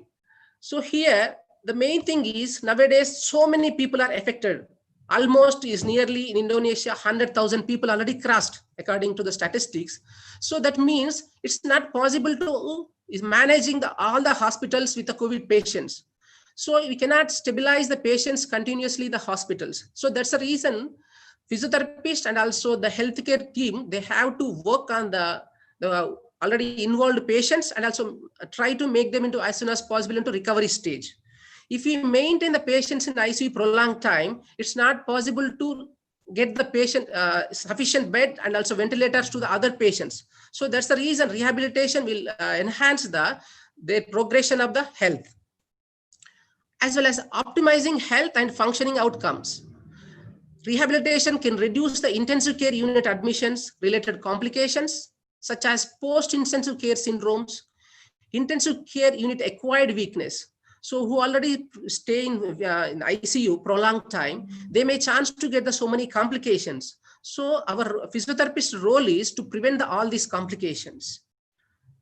The importance of the rehabilitation is mainly improves the recovery and also reduce the disability. So this improves recovery depends upon the patient to patient is vary, depends upon the severity of the conditions. This may be mild to moderate and severe or severe. So the severe condition, it takes me time to get recovery stage. But in the mild stage, if you give proper rehabilitation, we can bring the patient to the normal position within 1 week to 2 weeks easily. So this rehabilitation is very important, improving the recovery and also reduce the disabilities. So if you won't give proper rehabilitation, the person may chance to get the disabilities. Maybe this is the temporary to the permanent. If permanent disabilities, so the person is unable to lead the life in continuously. So that's the reason rehabilitation will enhance the recovery. So this rehabilitation intervention address several consequences of the severe COVID-19. So mainly is the physical impairment, cognitive impairments. Okay, Mr. Rafi, 3 Yes. minutes again, okay? 3 minutes again for you. 3 minutes again, okay? Sorry, Mr. sorry, Rafi? yes. 3 minutes again for you, presentation, okay? 3 minutes, only 3 3 minutes. minutes. Yeah, 3 minutes, okay. So only 3 minutes, okay? Oh, really? Okay, you can present, okay? Actually, I have a lot of slides. Yes. Please continue. Maybe it's okay, Mr. Suron. 45 minutes. I've 45. write it on a run. Then for Okay, Mr. Rafi, it's a misperception. Pardon, Mr. Rafi. Okay, around 15 minutes, okay? Sorry, how many minutes? 15. 15 minutes. Okay, 15 minutes, okay? My time is 45 minutes, right? Is it correct? Yes, 45 minutes. Oh, okay, right. Okay. Okay. So this rehabilitation role is not only in the physical impairments and also cognitive impairment, swallowing impairment, and also psychological support. So it mainly helps in the early discharge facilitation. So in the during this pandemic situation, there is a high demand for the hospital beds in all over the world, especially during the times when the pandemic reaches is the peak in the country or area. So that means if many patients are affected with the COVID, so it's not if we won't provide sufficient beds to the patients, so we cannot control the disease. So that's the reason as soon as possible, we have to encourage the discharge facilitation. So rehabilitation is very, very important here. So this leads to the patient being discharged sooner and then would normally be the safe. And rehabilitation is crucial in this scenario to prepare the patient for the discharge and also coordinating complex discharges and also to safeguard the community of care. So rehabilitation is mainly to save the community.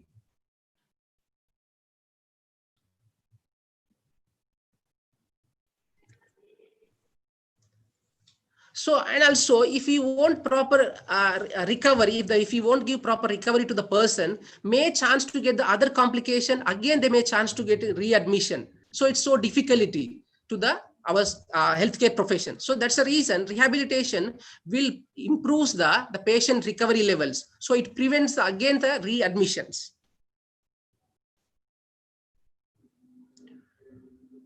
Physiotherapists as the rehabilitation professionals are frontline healthcare professionals and should be engaged in the care of the patient suffering from the severe case of the COVID-19. So these are the main in the rehabilitation team. Physiotherapist role is very, very crucial to enhance their progression and also prevent the disability.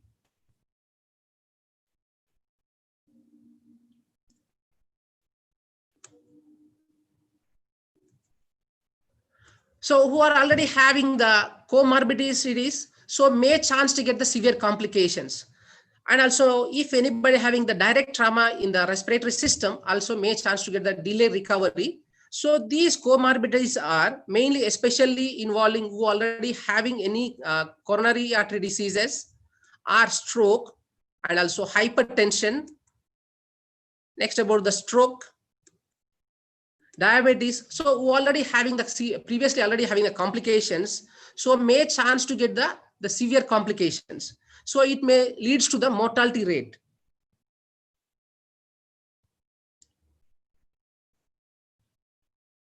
So in severe complications, especially may chance to get the acute respiratory distress syndromes, and also sepsis and septic shocks, and multi-organ failure, acute kidney injuries, cardiac injuries, and also these complications will increase the mortality rate. So physiotherapy will improve the recovery rate and also reducing the disabilities. So other than these complications, because of the COVID, so the patients may chance to increase in length of the ICU stays. So these are mainly because of the critical illness that is mainly due to the polyneuropathies. So that polyneuropathy is nothing but is the mixed sensory motor neuropathies.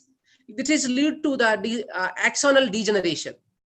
And also this studies shown that the patient is in the hospitalized ICU with acute respiratory distress syndrome, and also in case of chronic inflammatory demyelinating polyneuropathy. So these neuropathies will increase the stay of the ICU, stays in the ICU. And also these chronic inflammatory polyneuropathies, so it gives the symmetrical muscle weakness, and also it mainly involves the proximal muscle weakness, as well as distal muscle weakness, atrophy, that is the muscle wasting, the muscle becomes thinness, decreased or absent of tendon reflexes. This commonly seen in the who already affected in the peripheral neuropathy.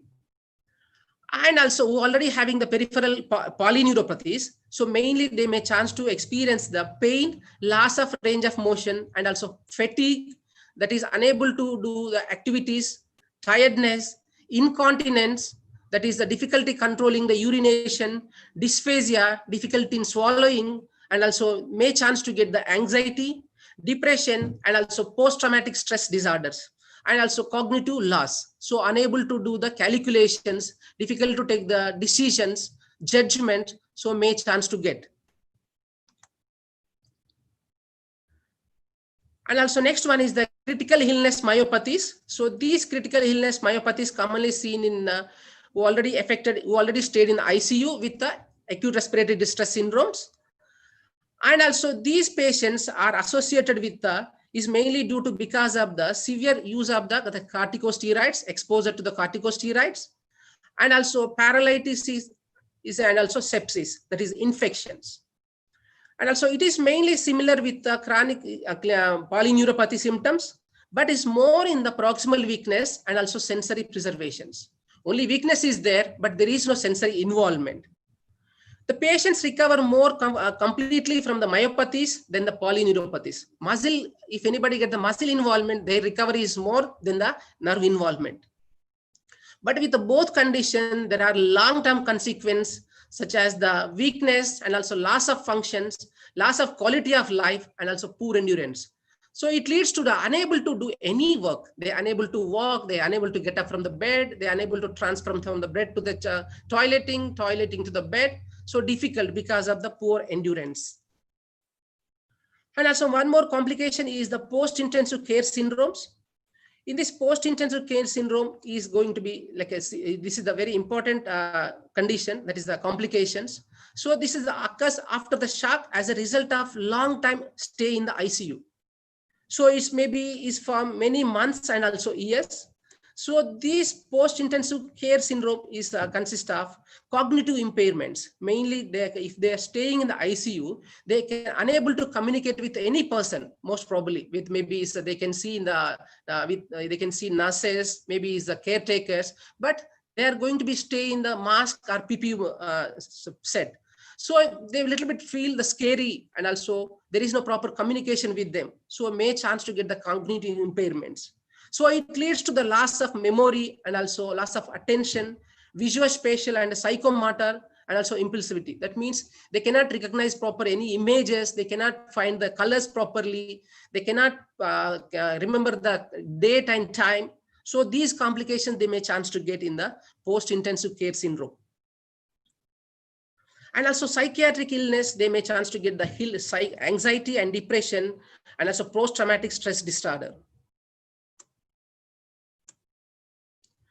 So it leads to the physical impairments, so many difficulties in the patients, that is dyspnea and difficulty in breathing, impaired pulmonary function, so their lung compliance is going to be decreased, reduced inspiratory muscle strength, so the diaphragm muscle is going to get weakness, they feel the pain, sexual dysfunction, impaired exercise tolerance, they feel the numbness and tingling sensation, muscle weakness, poor upper extremity and also grip strength, poor knee extension, severe fatigue, and also low functional capacities. So these are all due to because of the prolonged stay in ICU.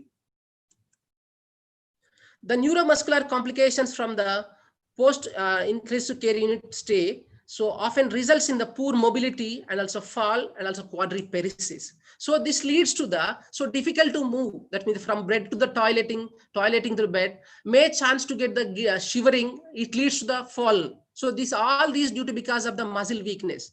So these are all due to because of the bedridden complications. So all systems functions are going to be decreased here. So this leads to the quadriceps. Quadriparesis means is the involvement of the four limbs, upper limbs as well as lower limbs, including the trunk and abdomen. So all muscles are going to be involved, including the respiratory muscles. It gives a weakness in all the limbs. So what are the sequelae? So these sequelae, they're going to get not only one system are going to be involved, so all systems are going to be involved. So especially cardiac system is involved. So cardiac arrhythmias, so abnormal heart rate, and also musculoskeletal sequelae.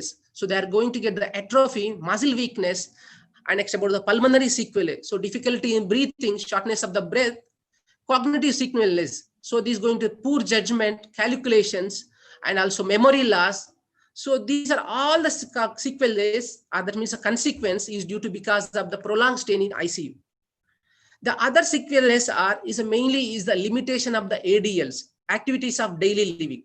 So because of this poor progression, the person is unable to do the daily ADLs, that is activities of daily livings, especially in every day we are going to, after get up from the bed, we have to walk to the toileting, that means toilet, as well as dress up, combing, eating, dressing, and also bathing. So all these activities are involving the activities of daily living. So these are all going to be limited.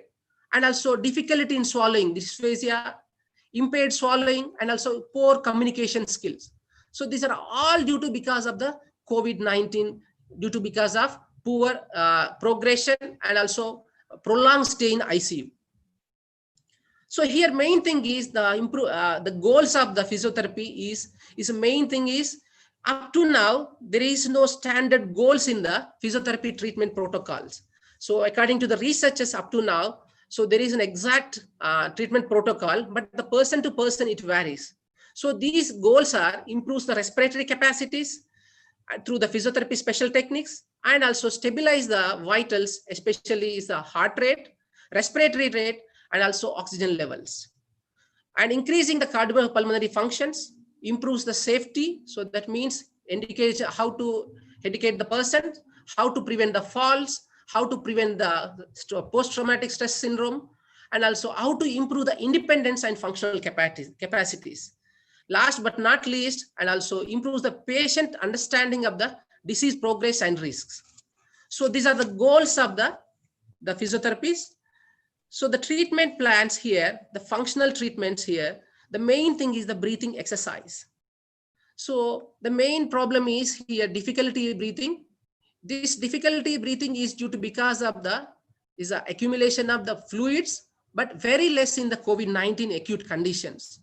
But if it is any associated with any other complications such as the ARDS, that is acute respiratory distress syndrome, cystic fibrosis, and also COPD, if any asthma conditions may chance to get the sputum accumulation.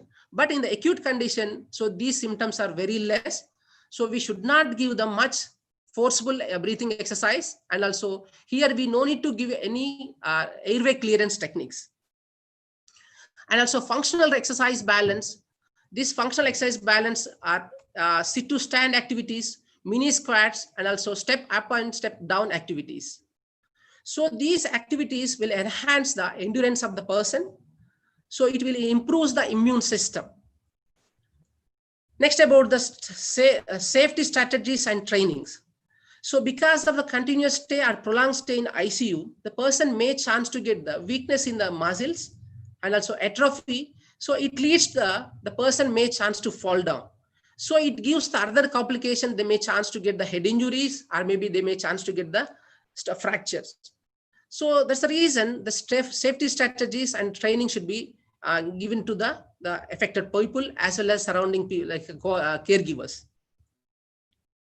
And also next about the cardiopulmonary endurance and also different special techniques with a breathing exercise and also chest mobility exercise, chest strength, inspiratory muscle strengthening training. So these trainings will enhance the cardiopulmonary trainings. And also functional mobility training. So functional mobility training, so train the person from the ward room to the outside, like we can change the person from the treatment area to the outpatient treatment area. So here, that is the training at the bed levels as well as bed to standing, standing to sit on the stool and also chair activities. And also we can move from the bed to the toileting to the bed, and bed outside to, that means a bed to the outside training. That is a recreational to the up to the recreational training. Fall recovery strategies. So just now we discussed fall recovery strategies, and also health literacy educations.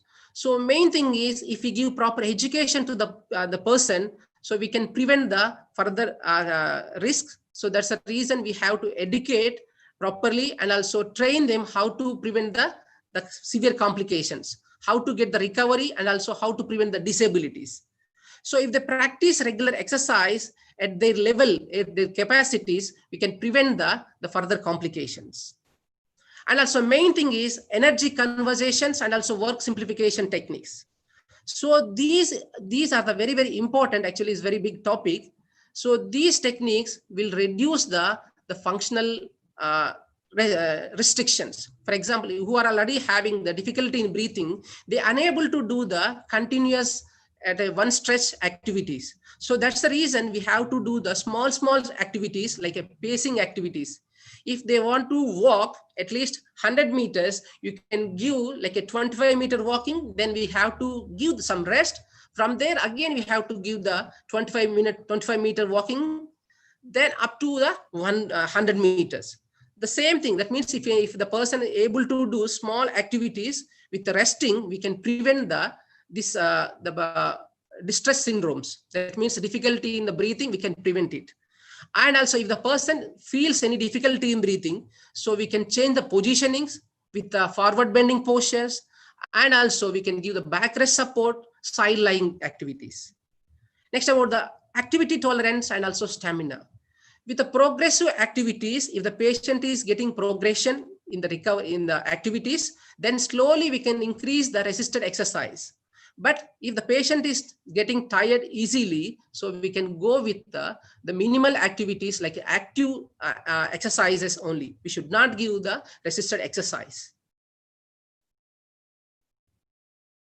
So adaptive techniques and devices. If the person is unable to walk properly, so adaptive techniques and also devices, we can encourage to hold the rollers and also canes. So these are the supportive devices or crutches. These devices are adaptive techniques. We can increase the functional activities and also prevent the deformities. So if we won't use these techniques, the person may chance to fall down. The person may chance to get the difficulty breathing, and also may chance to fall So it gives the another complications. So try to avoid the stress on the patients.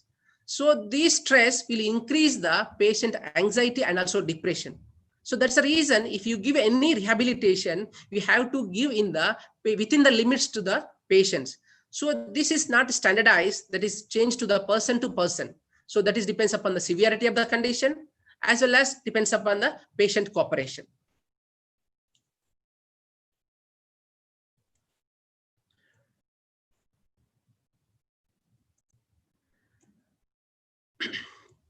The important topic in the breathing exercise are the incentive spirometer.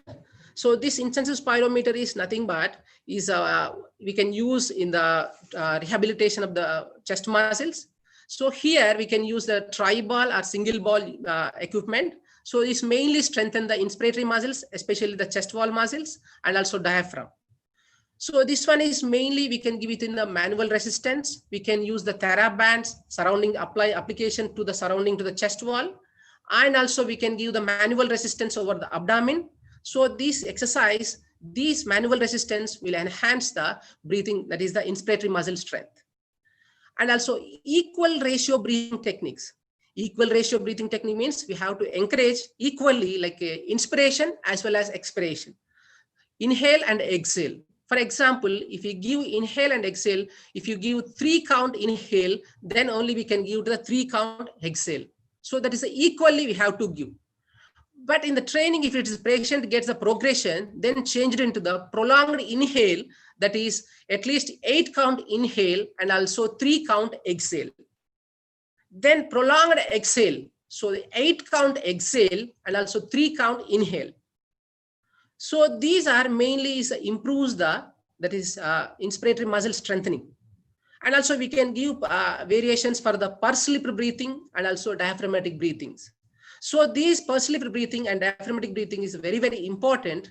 Not only improves the person's breathing capacity, and also it increases the patient's like patient capacity and also patient confidence levels. So we can increase the, we can we can minimize the breathing difficulties. Next, about the chest physiotherapy techniques. So in this COVID-19 disease, chest physiotherapy techniques are very, very important if the person is associated with any severe complications such as pneumonia, acute respiratory distress syndrome, and also cystic fibrosis. In those conditions only we can give the chest physiotherapy techniques such as the percussion techniques and also postural drainage, manual vibrations, and also shaking techniques. But if the person is not associated with this COPD, that is and also next about the asthma, cystic fibrosis, in those conditions we no need to give and we no need to stress on the patient's activities. Only within the limits we can give the relaxed breathing techniques, and also next about the equal breathing techniques, that is the same equal inhalation and also inhale and exhale techniques. So if the person, if anybody get any secretions, so only we can give the postural drainage techniques, different positions to drain the secretions. So if anybody get the anterior upper segment techniques, we can give the recommend positions or offline positions. If the person is, if anybody get in the posterior segment involvement, we can give it in the long sitting postures, and also anterior segment involved in the supine lying positions. So according to the involvement, according to the accumulation of the secretions, we can change the position of the person to drain the secretion into the lungs. The more important technique is the airway clearance techniques. So these airway clearance techniques are not important if the patient having only dry cough. In this situation, the patient having only dry coughs, so we no need to concentrate on the active airways, that is airway clearance techniques. But if while doing this airway clearance techniques along with other complications like a cystic fibrosis and pneumonia conditions, we should take care of ourselves as well as patient also, because of you have to contact directly to the patients, may chance to transmit the infections from one person to another. So that's the reason you should take care of yourself as well as patient. And also this airway clearance techniques are only recommended if it is the severe pulmonary edema conditions. So this is the inflammatory conditions of the capillary and also capillary membrane and does not produce the mucus. That is nothing but the sputum. Sputum is very less in case of is a COVID, not with a dry cough. So if it is involved with like a combination of cystic fibrosis, emphysema, and also COPD, asthma condition, we can give the airway clearance techniques. So some places have vibration rotation beds to passive physio chest. So nowadays, if the person is unable to, like, if he cannot contact directly, so manual mechanical techniques such as the rotation beds, and also these are the vibration beds. So if you place the patient on the vibration beds and also rotation beds, we can continue like a continuous chest physio passively. We can reduce the secretions. And also, not only this muscular and also neurological rehabilitation, but respiratory rehabilitation is very, very important in the COVID-19 patients. So this respiration is recommended not begin with the respiratory rehabilitation too early, because of if we start early, so may chance to get the increase the respiratory distress. So it's going to be give the so many complications to the patient. And also these techniques, especially diaphragmatic breathing, partial breathing techniques, bronchial hygiene, lung expansion techniques, incentive spirometry, manual mobilization, rib cage techniques, and also respiratory muscle training, aerobic exercise are not recommended in the acute phase. So these are all we can recommended in the post-acute. After the recovery stage, if we give this training to the patients, we can enhance the recovery, and also we can prevent the readmission into the hospitals. So that is the physiotherapy role. So in the events of comorbidities such as the bronchiectasis, secondary pneumonia, aspiration, increasing the secretions, and also postural drainage, standing, so may help with the secretion management. So if we give these activities, and also at the who are already having the secretions or sputum accumulation, so this type of activities like airway clearance techniques, so and also postural drainage will help to reduce the secretions. So after the respiratory management, so first then we have to do the again assessment of the patient, reassessment. So we have to check the level of the dyspnea, the difficulty breathing, how much the patient is getting this difficulty in breathing, how much of restriction of the thoracic wall activities, that movement, and also diaphragmatic activities, respiratory muscle strength. So after checking all these activities, then only we can plan and we can prepare the protocol to the patient, the treatment protocol. But it's not standardized to all. So this depends upon the person to person, and also depends upon the severity of the infection.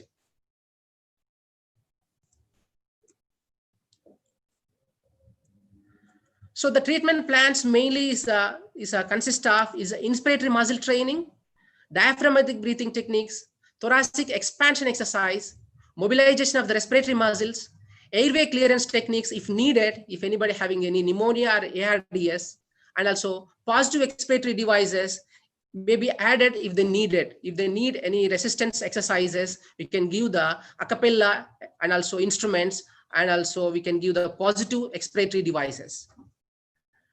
But be careful to not overload the respiratory system and causing the respiratory system. So anything, any exercise, if the person is getting any difficulty or the symptoms are worsen, if the respiratory difficulties or maybe fatigue, if they may chance to get the collapse, so any situation we have to stop the treatment. So if the person getting any difficulties are in activities, is it getting any respiratory difficulty, or in the shortness of the breath, so we have to give the different type of activities. So these activities are high side lying positions and also forward leaning sit with pillows. So these positions will enhance the function, enhance the lung capacities, and also will give the relaxation, will give the compliance of the lung. And also this upright sitting in a chair. So these postures will give the more space in the lungs, and also will increase the lung capacities. And also standing with the back support and also forward leaning positions. So these all positions are comfortable position, relaxation positions for the respiratory difficulties.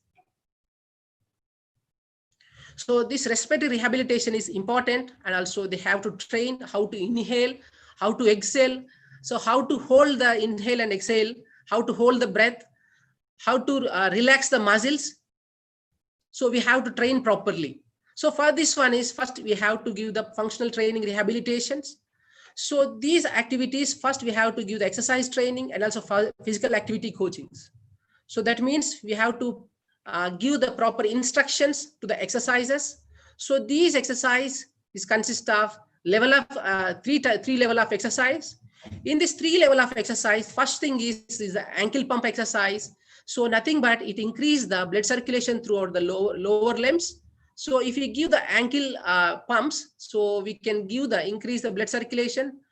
In ankles, we have these muscles, gastrocnemius and soleus muscles are there. These muscles are nothing but like a heart muscles, like a peripheral heart muscles, will enhance the blood circulation in the lower limbs.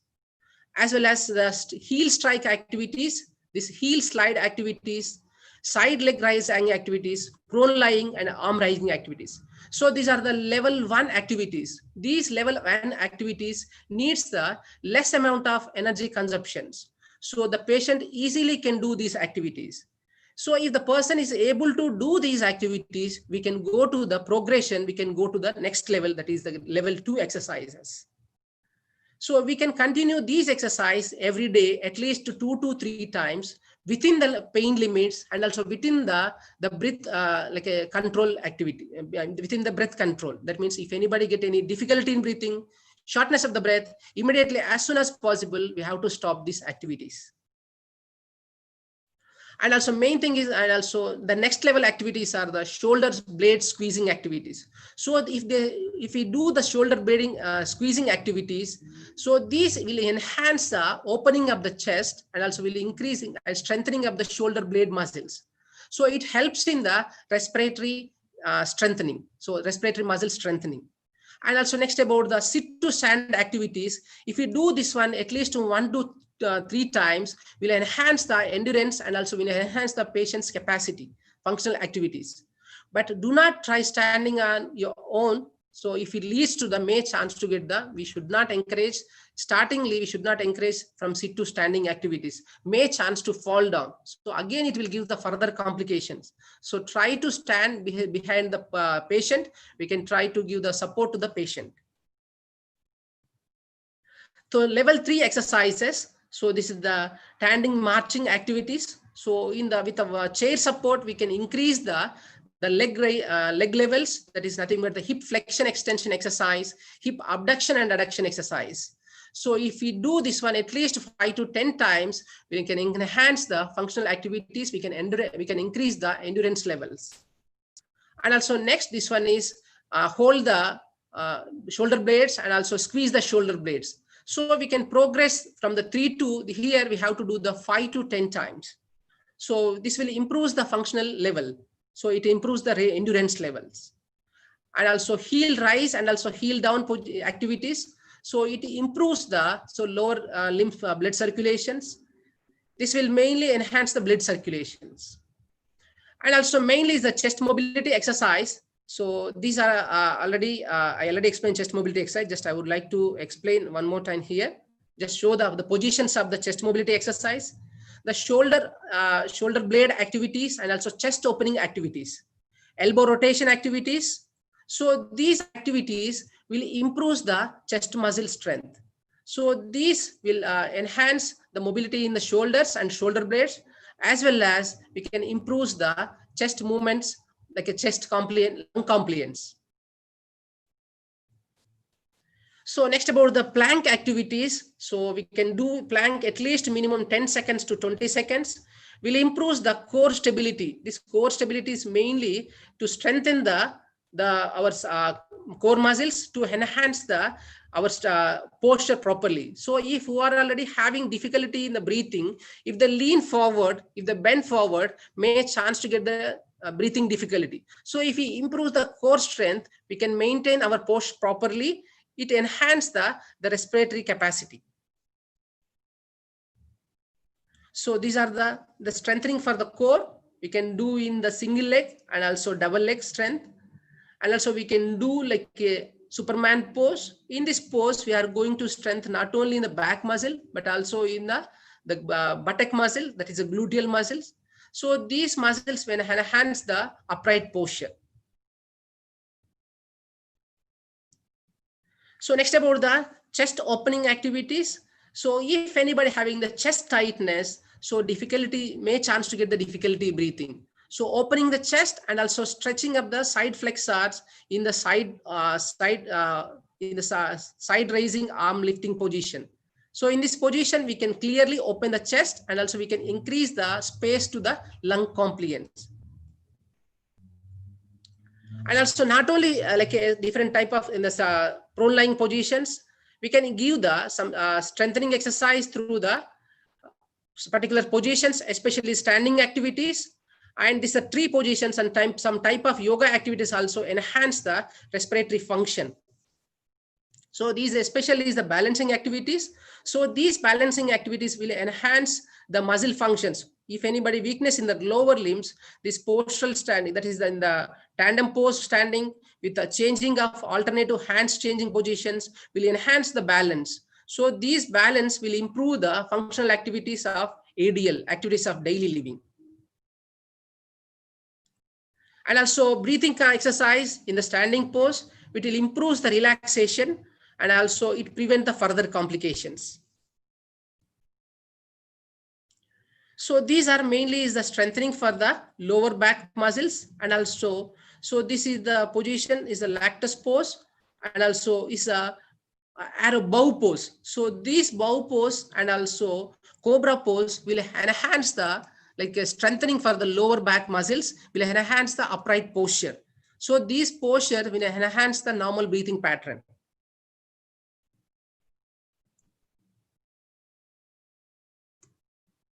So after all these trainings, so we have to reassess the patients. So this reassessment, if the patient getting progression, then the next visit, we have to reassess the patient's capacity and also the patient, we have to check the muscle strength, joint range of motion, and also strength testing. So we can check the different like a balance training, exercise capacity, cardiopulmonary exercise testing through the 6 minutes walking test, activities of daily living, how he's walking, how much time is distant, how much distance he's walking from the bed to the outside, and also outside to the like a function through the functional activities level. So from the workstation to the home and home to the workstations, how much time is walking, is he feeling any difficulties or not, we have to understand again. And also here we have to find the balance levels and also strength levels. Again, we have to check according to his capacity, again, train them with the assisted training.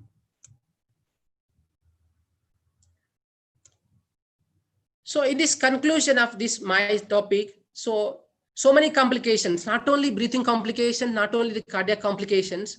So the person may chance to get so many complications due to because of the post-traumatic stress and also prolonged stay in ICU.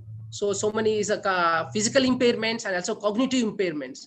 So according to the patient symptoms, physiotherapist has to respond and also train them according to their symptomology, not exactly to there is no exact protocol.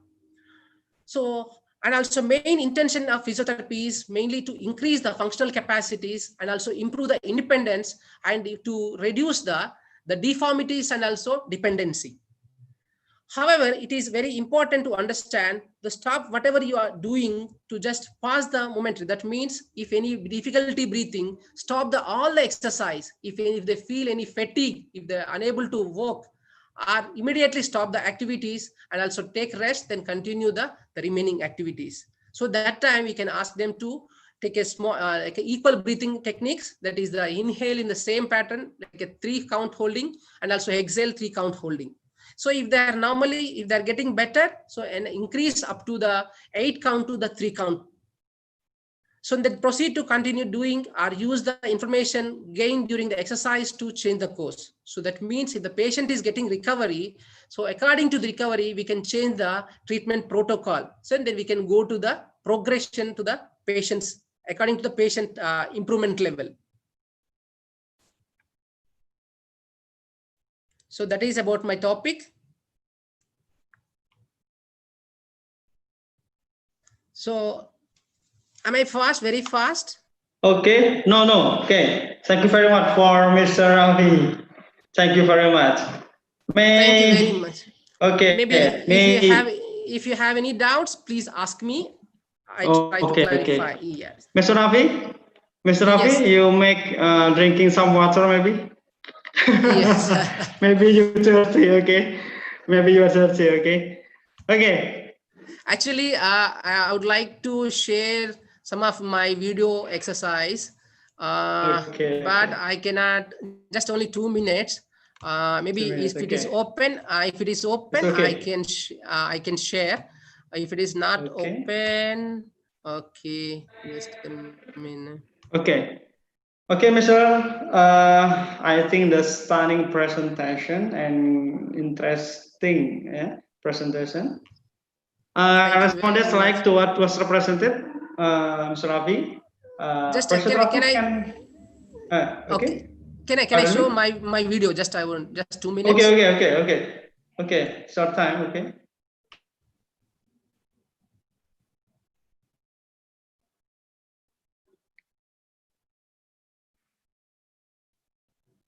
Hello. Can you see the video? Wait a minute. I can see. Yeah, wait a minute. Okay. Yeah, okay. You can escape and then present it, okay, maybe.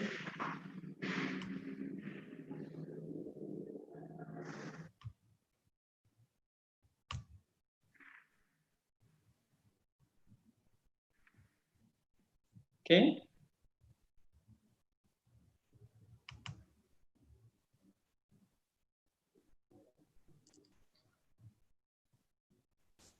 Okay, can you see the screen? I can see. Okay, I see. The video? Okay. Okay, the video I can see, okay. I see, okay. Please. So these are nothing but, just now I explained the respiratory muscle strengthening training. Okay, strengthening training.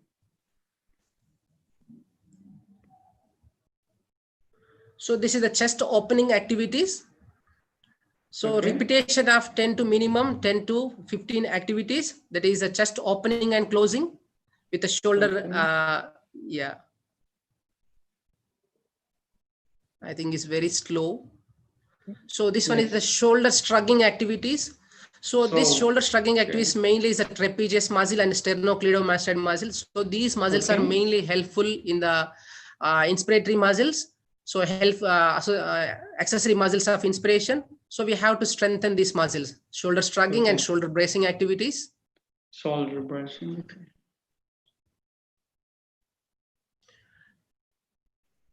Okay, this is the chest opening with the upwards and downwards movement activities. So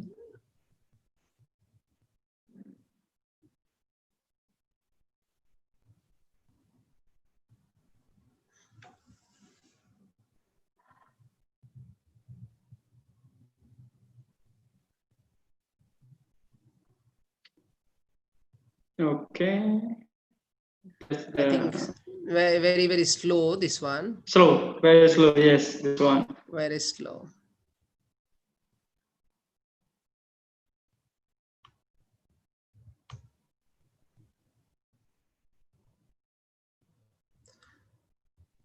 So this is a backward chest opening. So this is elbow rotations, elbow openings and closing.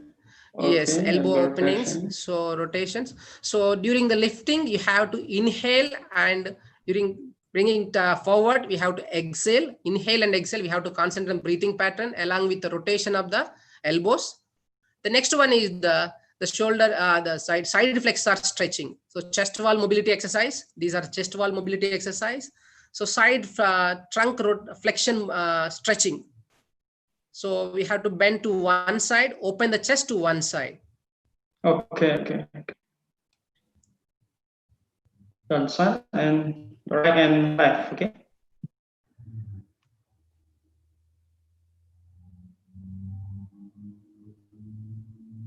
So next one is the breathing exercise, how to breathe, the diaphragmatic breathing and also pursed lip breathing. Okay, actually my video is very slow. Okay. It's okay, Mr. Ravi.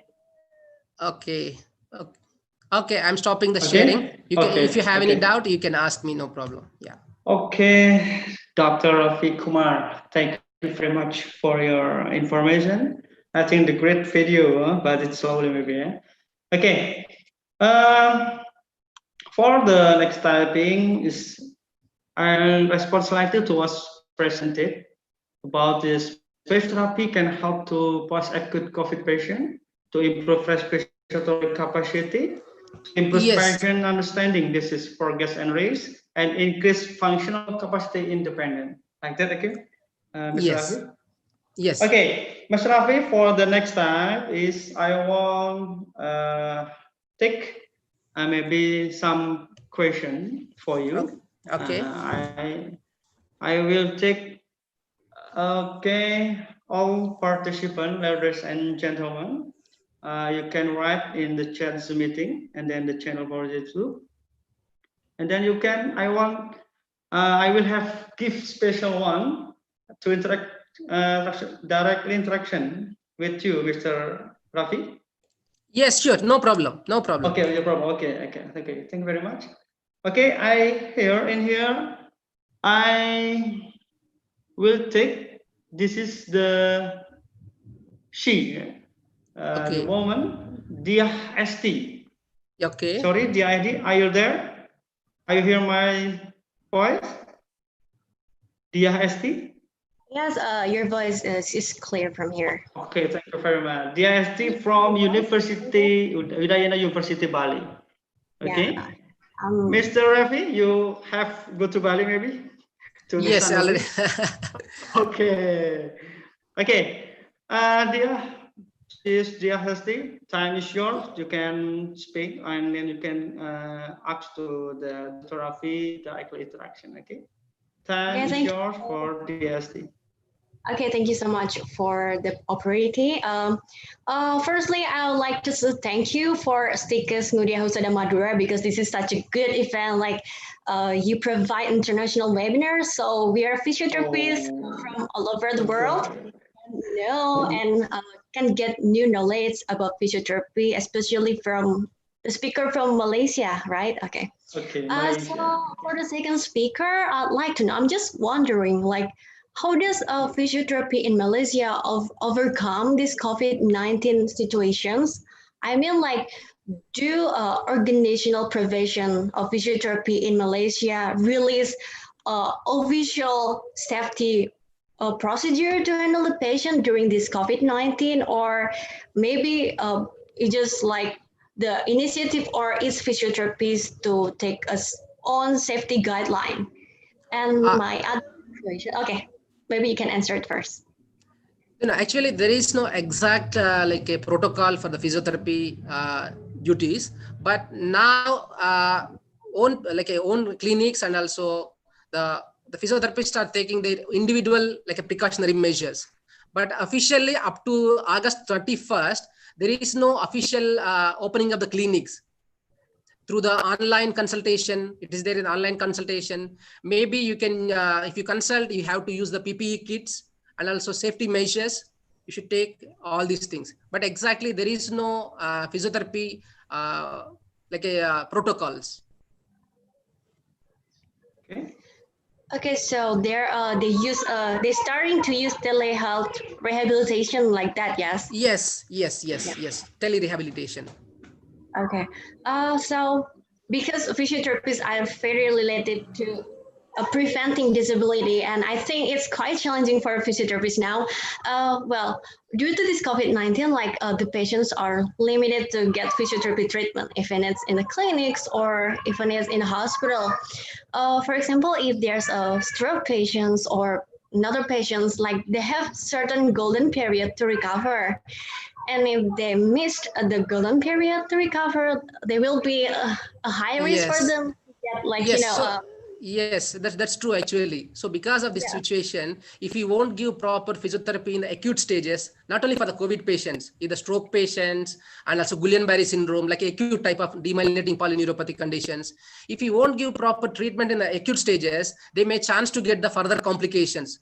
The recovery may be slow or maybe permanent disability sometimes. So in those conditions, now we have to take care of the if the person is not contact with any COVID patient, we can use the like a PPE kit. We should communicate, because of this is the not like a medication. We cannot send through the telemedicine. We cannot give directly to the other people. But only thing is we have to use the protective measures. Then immediately we have to start the physiotherapy as soon as possible. If it is the COVID patient, we cannot do anything.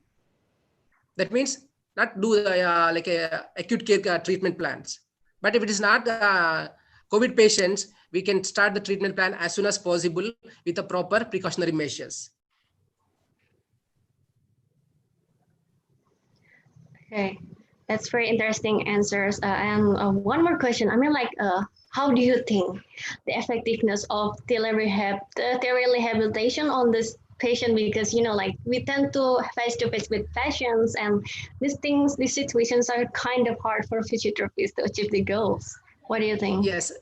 Actually, tele-rehabilitation will improve little bit. If you, for example, only according to my personal experience, if you teach any exercise to any patients, they can do, but we have to follow the principles of the technique. For example, if you do any treatment plan, starting position, relaxation, fixation, support, application of stretch force, for example. So these things won't be happen in the like a rehab.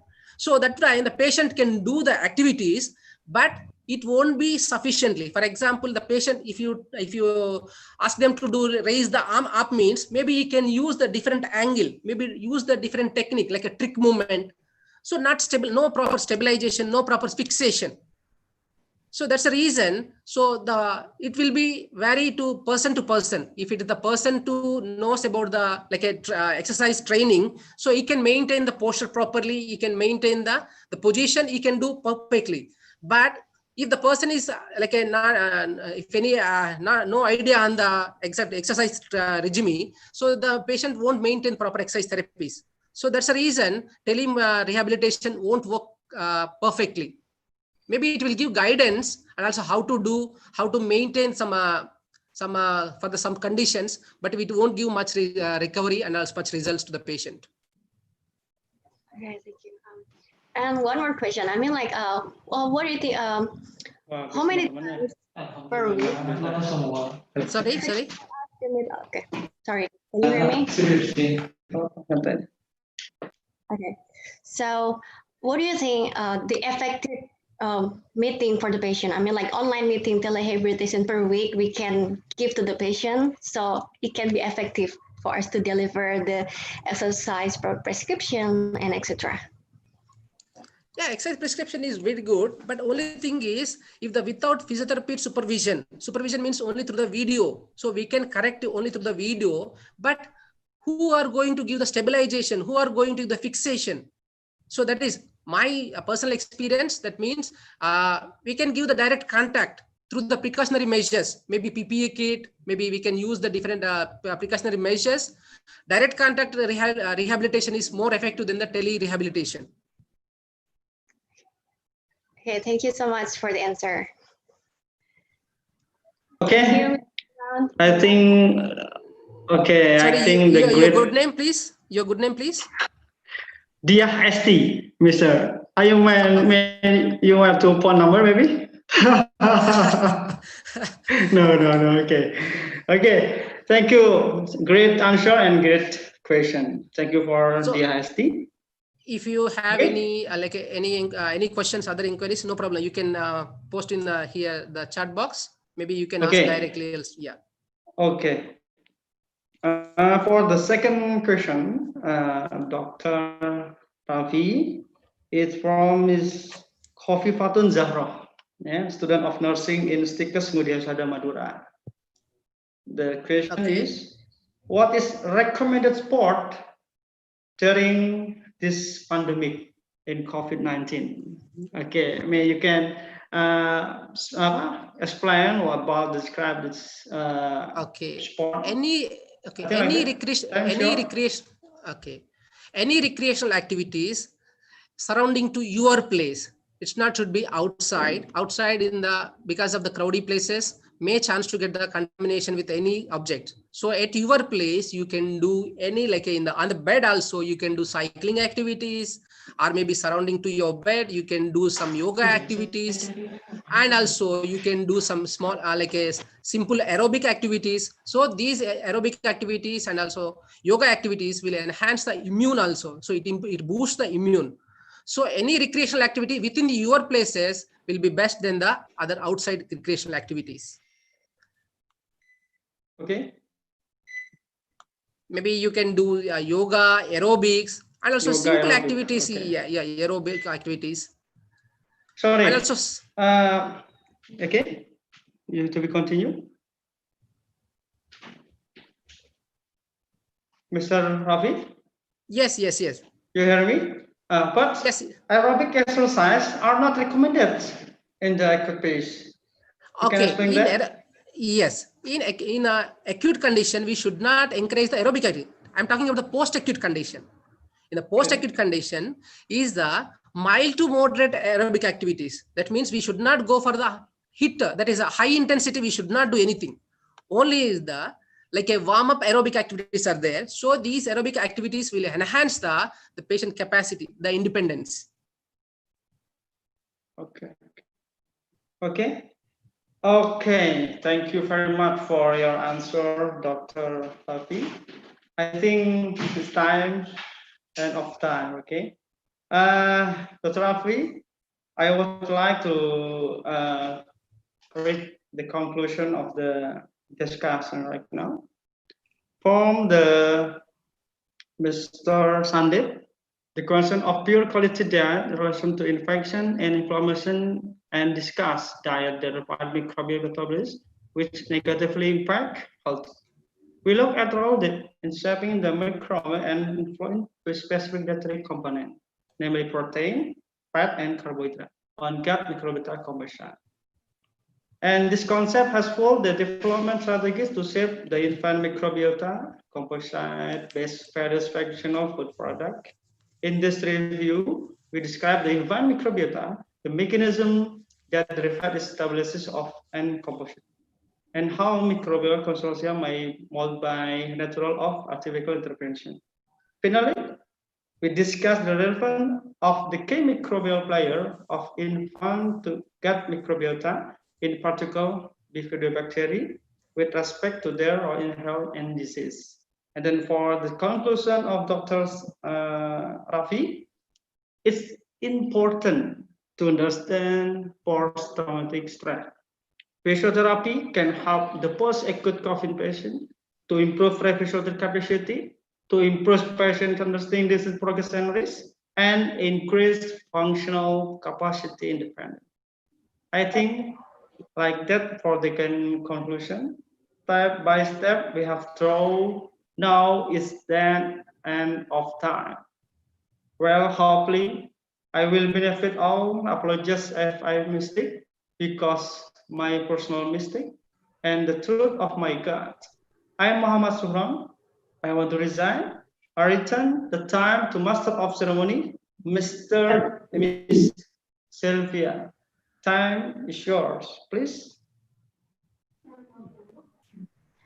Thank you very much, Dr. M. Suhran, Master of Public Health. Okay. Our first and congratulations for graduate lecturer certification. Okay.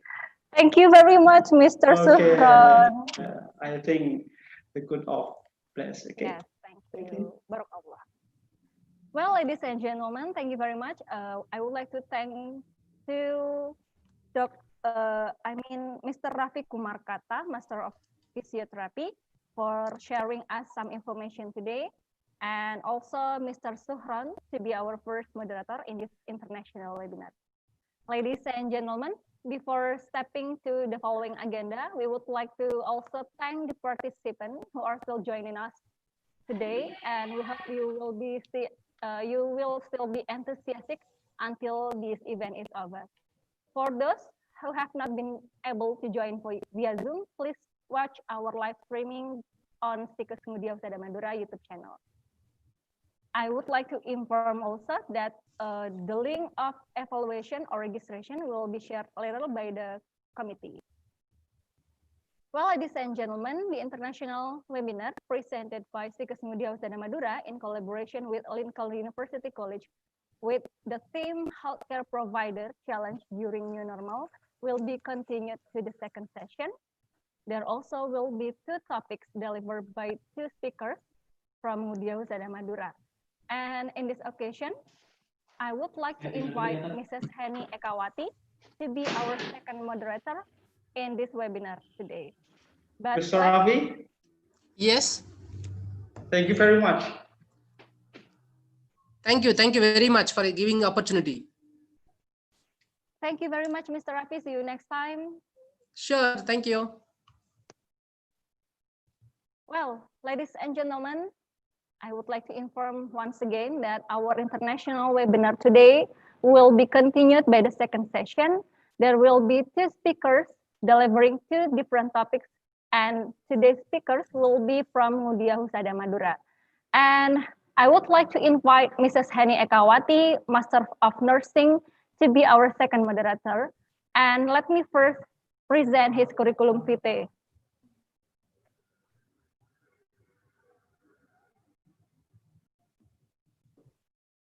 Okay. This one is the curriculum vitae of Mrs. Heni Ekawati, Master of Nursing. She was born in Bangkalan, 10th of October 1985. She got her bachelor degree in nursing from Erlangga University in 2009, and also finished her master degree in nursing from Universitas Indonesia in 2016. Before joining STIKES Ngudia Husada Madura, she was in STIKES Wiramedika Bali to be the lecturer. Now, please welcome Mrs. Heni Ekawati, Master of Nursing. Mrs. Heni, are you there? I'm here, Mrs. Selfie. Okay, this is the second session, and please be our moderator, and time is yours. Okay, thank you, Mrs. Selfie. Good morning, ladies and gentlemen. Welcome once again to the international webinar collaboration between STIKES Ngudia Husada Madura and Lincoln University College, Malaysia. I am Heni Ekawati as a moderator for second section in this seminar. And before we start the presentation section, I want to greeting the Honorable our speaker from Lincoln University College in this time. Join with us, Mr. Ravakumar Katta. Is that right? Yes, correct. Okay, and the Honorable the speaker from STIKES Ngudia Husada Madura that already joined us in Zoom meeting. Okay, and for all participants, thank you for joining us for webinar international for today. Okay, ladies and gentlemen, before we start the presentation, I will explain the rundown for this second session. We have two speakers here, and then for each speaker, we have time approximately 30 minutes to present the topic, and then I will open the question section, and we continue with the second speaker. I have 30 minutes also for the second speaker, and then I open the question section. After that, we stepping in the next agenda. That's it, question answer session. Okay, don't forget for the participant, you can ask a question for the speaker via Zoom meeting or YouTube streaming. Okay, ladies and gentlemen, because we have a limited time, I will continue with the main agenda for second section.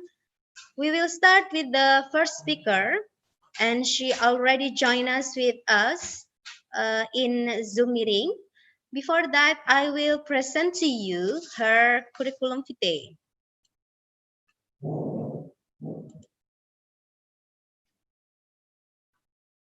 Okay. For her complete name, her name is Nisfil Mufidah. Master of Nursing. She was born in Bangkalan in September 17th, 1984. She is one of the nursing lecturer in Medical Surgical Nursing Department in STIKES Ngudia Husada Madura. You can also contact her in her email nisfil_nhm@yahoo.com, and she graduated for her Master of Nursing in 2003 through 2008 in Airlangga University Surabaya, also for her Bachelor of Nursing program. And she has a personal experience as a head of nursing program in STIKES Ngudia Husada Madura in 2012 through 2016, and she also has experience as a head of research and community service center in STIKES Ngudia Husada Madura, start at 2010 to 2012. And actually she has many scientific oration, but I read down the latest one. She has a publication about the effect of progressive muscle relaxation exercise to lower blood glucose level among patient type 2 diabetes mellitus in 2016. Okay, maybe I will call for the our first speaker, Mrs. Nisfil. Are you there? Yes, I'm here, Miss Henny. Okay, are you ready to talk about your topic? Of course. Okay, then I will let you to present your topic. You have 30 minutes. The time is yours. Okay. Okay, thank you to Miss Henny as a moderator today at this second session. Assalamualaikum warahmatullahi wabarakatuh. And first, I'm grateful to the Honorable Dr. Muhammad Hasinuddin, Sarjana Keperawatan Nurse Magister Keperawatan, as a head of STIKES, as a chairman of STIKES Ngudia Husada Madura, and also thanks to the committee who have given me the chance to be a speaker today in this international seminar. And the second, I would like to say honorable first to the three great speakers. Good day, Dr. Sandeep Poddar, MSc, PhD, deep diet. Mr. Ravakumar Katta, B.P.T, Master of Physiotherapy in Neuroscience, CMT, CDN, MIAP, and Mrs. Dian Eka Januriswasti, Sarjana Sains Terapan Magister Kesehatan. The domestic and foreign participants, I heard just now that many participants come from the students, the lecturers from many other universities, and the practitioners too, who have joined us both in Zoom meeting and YouTube live streaming. And I hope that we are always happy and healthy in this new era. Amen. Well, before I start my presentations, let me share screen first. Excuse me. Wow. Okay. Mrs. Henny, do you see? Could you see my slide? Yes, it's see clearly from here. Okay, thank you so much. Well, all of the participants, today the topic or my topic today is the independent care of patients at home facing new normal era by evidence-based practice. But before I start my presentations today, let me introduce first maybe to Dr. Sandeep and Mr. Rafi. Our campus, STIKES Ngudia Husada Madura, have three campuses, campus A, B, and C, and it's the picture of one of our campus, campus B, and where Ngudia Husada Madura is in the map, in Indonesian map. I told you that, wait, any problems? Okay. We are here in East Java province in Indonesia, and then there is the small island. It's that famous with the bull race, and it's called Madura Island. So we are here.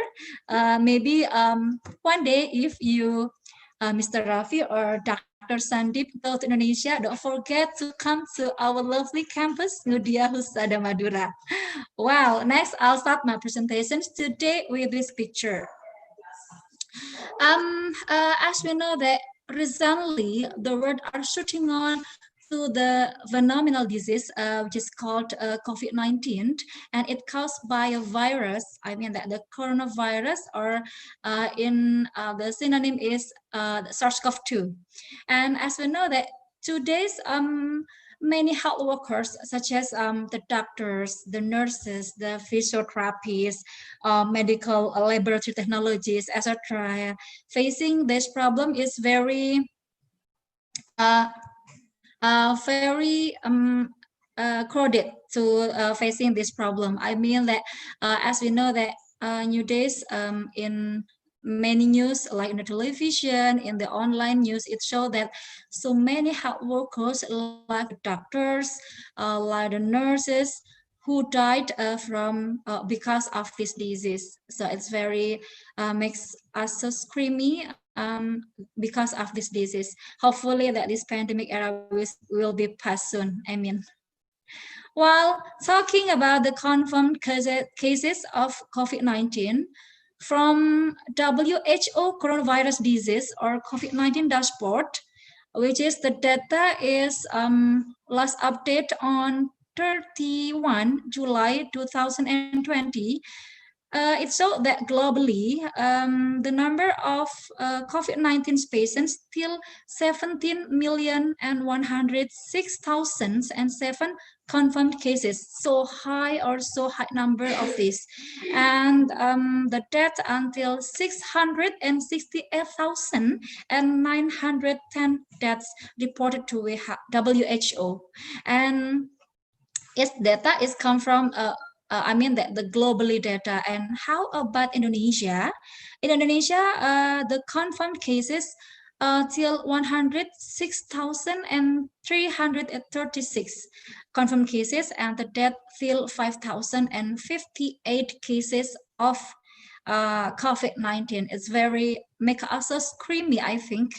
And here, and how about the more important thing is newly reported in last 24 hours. It shows that there is 1,904 cases newly reported in last 24 hours. So great number, I think. And how about the death case? Till 83 cases in last 24 hours. So I think it has to be a scream point to us to go out from the house. But nowadays, as we know that so many people go out from the house to the mall, to the tourism places, and etc. Yeah, and as we know that the transmission classifications is still in because of community transmission. Yeah. And how about the rank? Yeah, Indonesia is the 24th rank from the confirmed cases in the world. Yeah, so I think it's very dangerous for us. Yeah. So yeah, like I said just now, hopefully that this pandemic will go out soon. I mean, so next we'll face this picture. Facing this picture, I think, as you know, that nowadays we are very shocked because there are some tourism places, objects, and attractions, and some malls, some traditional markets are open like before, like ever. They don't think about the effect of that. Meanwhile, there are so many patients which are suffering from the ordinary disease. I mean that not COVID-19, or especially from this case, I'm talking about stroke. Yeah, feel very afraid to go to the hospital, or very afraid of being hospitalized. So we can see this is the contradictive condition. I mean, many people very happy to go out from this house, and then many people feel so afraid to go out from their house. So from these contradiction conditions, we are as a health workers, especially maybe from this case I'm a nurse, have to choose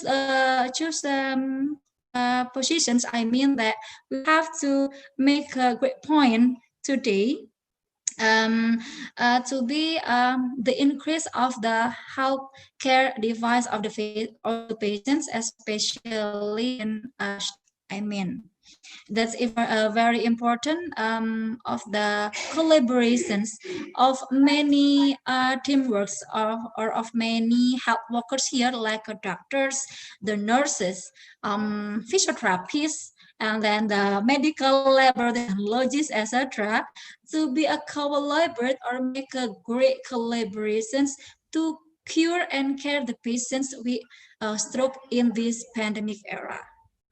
So now we are stepping to the next slide.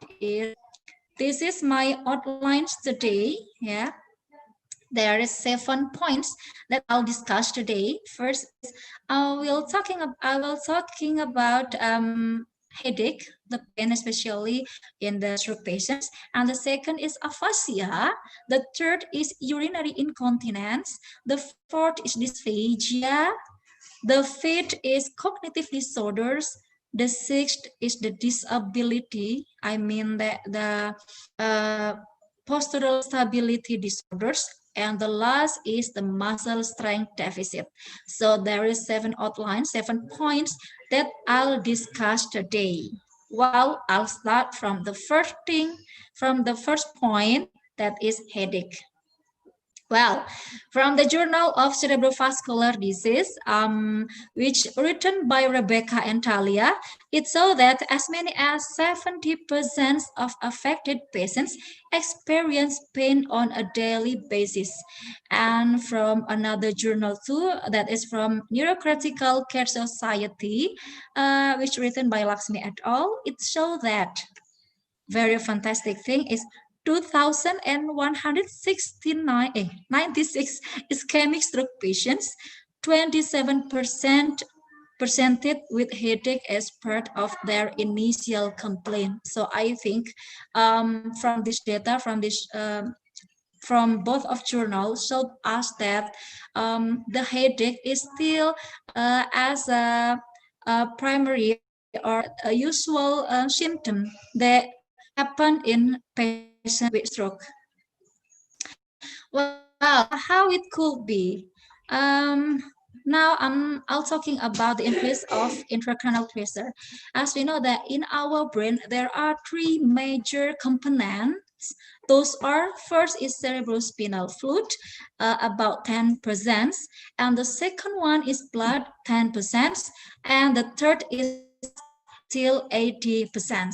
So from this condition, from this component, they have to be balanced. I mean, they have to be equilibrium condition.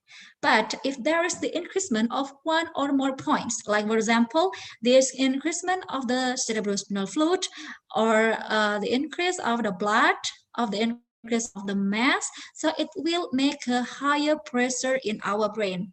And first time, maybe there is will be into the compensated condition, but we have to pay attention that if the component is getting higher and higher, so it can make the uncompensated condition. Yeah, so it will be the problem, the impairment of our brain, which is it's called the increasement of intracranial pressure.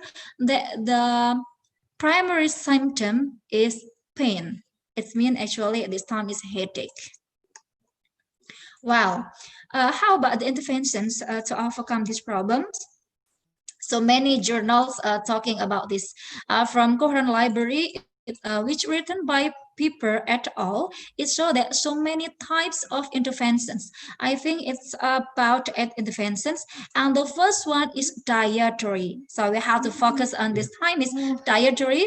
There is 3 components of dietary. First is weight loss, dietary advice, and low salt diet. So it's very necessary to be overcome all the symptoms of the stroke patients. Wow. Okay, next.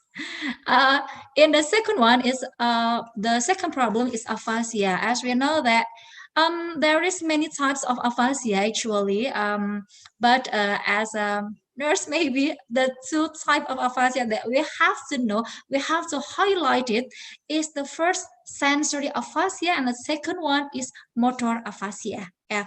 What's the difference yet between sensory and motor aphasia? Sensory aphasia, it's a problem in wernicke. Yeah, there's in the brain.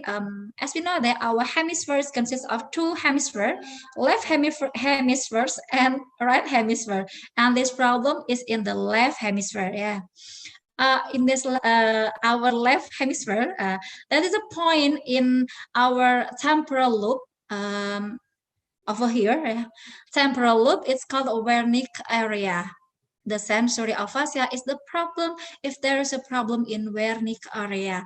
But and how about the impairment of the patients? The sensory aphasia, the patients will be difficult to understand what the people say. So I mean that if they're speaking, if they are speaking, I think they can speak yeah, a little bit fluently, I think. But the more problem is how to receive informations from other speakers. So difficult to understand this time. And the second one is motor aphasia. Where's the problem of motor aphasia? The problem is in the center point, is in the frontal lobe. We in a frontal lobe in left hemisphere there is Broca. Yeah, Broca area. The Broca area is the center point of speaking. So this time the people can understand what the people say. So if the people speaking and talking, they can understand, but they feel very difficult to speak. Yeah, something like that. Yeah, very difficult to speak. That's the difference between sensory and motor. And how about the data of this case? We know that from Journal of Speech Pathology and Therapy, which written by Aska et al., it showed that the result indicated that 54.3% stroke patients have aphasia. Very high data, I think, of the stroke patients. And how to overcome this? There are so many therapies, I think, but I just choose one from Neural Regeneration Research, which written by Engine et al. That speech and language therapy for aphasia following subacute stroke, it's very effective. So how about the result? We can see this data that there are three types of aphasia: severe, moderate, and mild. And for this case, the speech and language therapy, I think it's very effective to overcome the problem of severe and moderate aphasia. We can see over here that the p-value of severe aphasia, that 0.000, and in moderate 0.005. So I think it's very effective to overcome the problem with aphasia. And actually in the mild aphasia, it's not so effective, maybe because the difference between pre and post treatment not so different. So the result is 0.157 for this case. Well, next, I'm talking about urinary incontinence. In the third one point, from Coherent Library, which written by Thomas et al., it showed that up to 53% of stroke survivors report urinary incontinence at 4 weeks after stroke. We have to highlight this. And as many as 44% of stroke survivors are incontinent at 3 months post-stroke and 38% at 1 year after stroke. So I think many stroke patients, it has a high probability to face this problem. I mean, to face this urinary incontinence. And how to overcome overcome this, there is a training which is called the bladder training and Kegel exercise and combinations that are very effective to overcome this problem. I mean, to overcome this urinary incontinence. I'm sorry, I have to rewrite it because at the original journal is in Bahasa, so I'll try to translate it into English. So I made like this. It's written by Ernawati in journal Prophecy. And we can show that the p-value is 0.000. That's it concludes that this training, this exercise is very effective to overcome this problem. Wow, the fourth one is dysphagia. Dysphagia is a problem of swallowing the food. And how about the data? From Journal of Stroke and Cerebrovascular Disease, it showed that, which written by Marshall Arnold et al., it showed that dysphagia was diagnosed in 20.7% patients and persisted. We have to more highlight this first. And persisted in 50.9% at hospital discharge. So when the patient still in the hospital, the probably is the data is 20.7%, but they can still feel that problem, their impairment till they discharge from the hospital. The data is still 50.9%. So there's a big problem, I think. And 30.5% patients needed nasogastric tube because of severe dysphagia. So they are very needed of nasogastric tube. Well, the next data, it shows that most common morbidities after stroke with reported till 81%. So I think dysphagia is very have to be overcome because of this data. And as we know that post-stroke dysphagia, the increase of the risk of dehydrations, malnutrition, pulmonary complications, and mortality, all of which lead to a poor prognosis. So I think this problem has to be overcome soon, because we show that the effect of this dysphagia was very make us so scared, I think. Well, next, just now the suggest one is give the nasogastric tube, but we have to notice that there is many impacts because of this treatment. First is nasopharyngeal discomfort. The second one impairs the patient's body image. The third is affects their quality of life. So there are so many impacts because of this treatment. As we know that, so how about how to treat this? Remember thing is, first one is we have to know how about the awareness of the patients. If the patients give good awareness, so we can give a therapy that I'll show you after this. But if the patients have the lack of awareness, I mean the GCS less than 15, so we can't do this. We can't give this treatment. So what are the treatment that can give to the patients with this problem? That is swallowing therapy. And what is swallowing therapy? Swallowing therapy is a therapy for the stroke patients. But we have to arrange about the food that enter by the patients for the patients. Yeah, I mean that we can give the food to the patient stably. I mean that from liquid food, more solid till hard food for this case. And it's so that from this Journal of Stroke and Cerebrovascular Disease, from Kunling Huang et al., it's so that this drug is very effective to overcome this problem. So I think we can do this at home when the patients feel difficult to swallow because of this case. Well, next, For the fifth cognitive disorders, from Enchancing journal, Ngudia Husada, which written by Ngudia Husada et al. Yeah, it showed that post-stroke cognitive impairment occurs frequently in the patients with stroke, and the prevalence of post-stroke cognitive impairment ranges from 20 till, we have to highlight this, till 80% for this case, which varies for the difference between the countries, the races, and the diagnostic criteria. So from this case, from this journal, we saw that the cognitive disorders is very high probability to be happened in patients with stroke.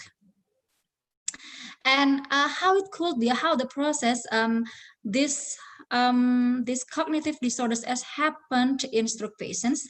From this picture, we can get that stroke is very associated with Alzheimer's disease. But we keep it first. I'll continue to the two directions of the stroke. There are two directions. First is lessons on neuroanatomy, and the second one is lessons on small cerebral vessels. From lessons of neuroanatomy, it can make the disorders of two components. First is hippocampus, and the second one is WML, white matter lesion. And hence, lessons on small cerebral vessels, it can make a problem in CMB, cerebral microbleed, and from these three components, hippocampus, WML, CMB, it can make a problem in the VCI, vascular cognitive impairment. So that's why from VCI, from this VCI, and then supported by the Alzheimer's disease, it can make the post-stroke cognitive impairment. That's a pathophysiology how the stroke patients have cognitive impairment. And how about the therapy?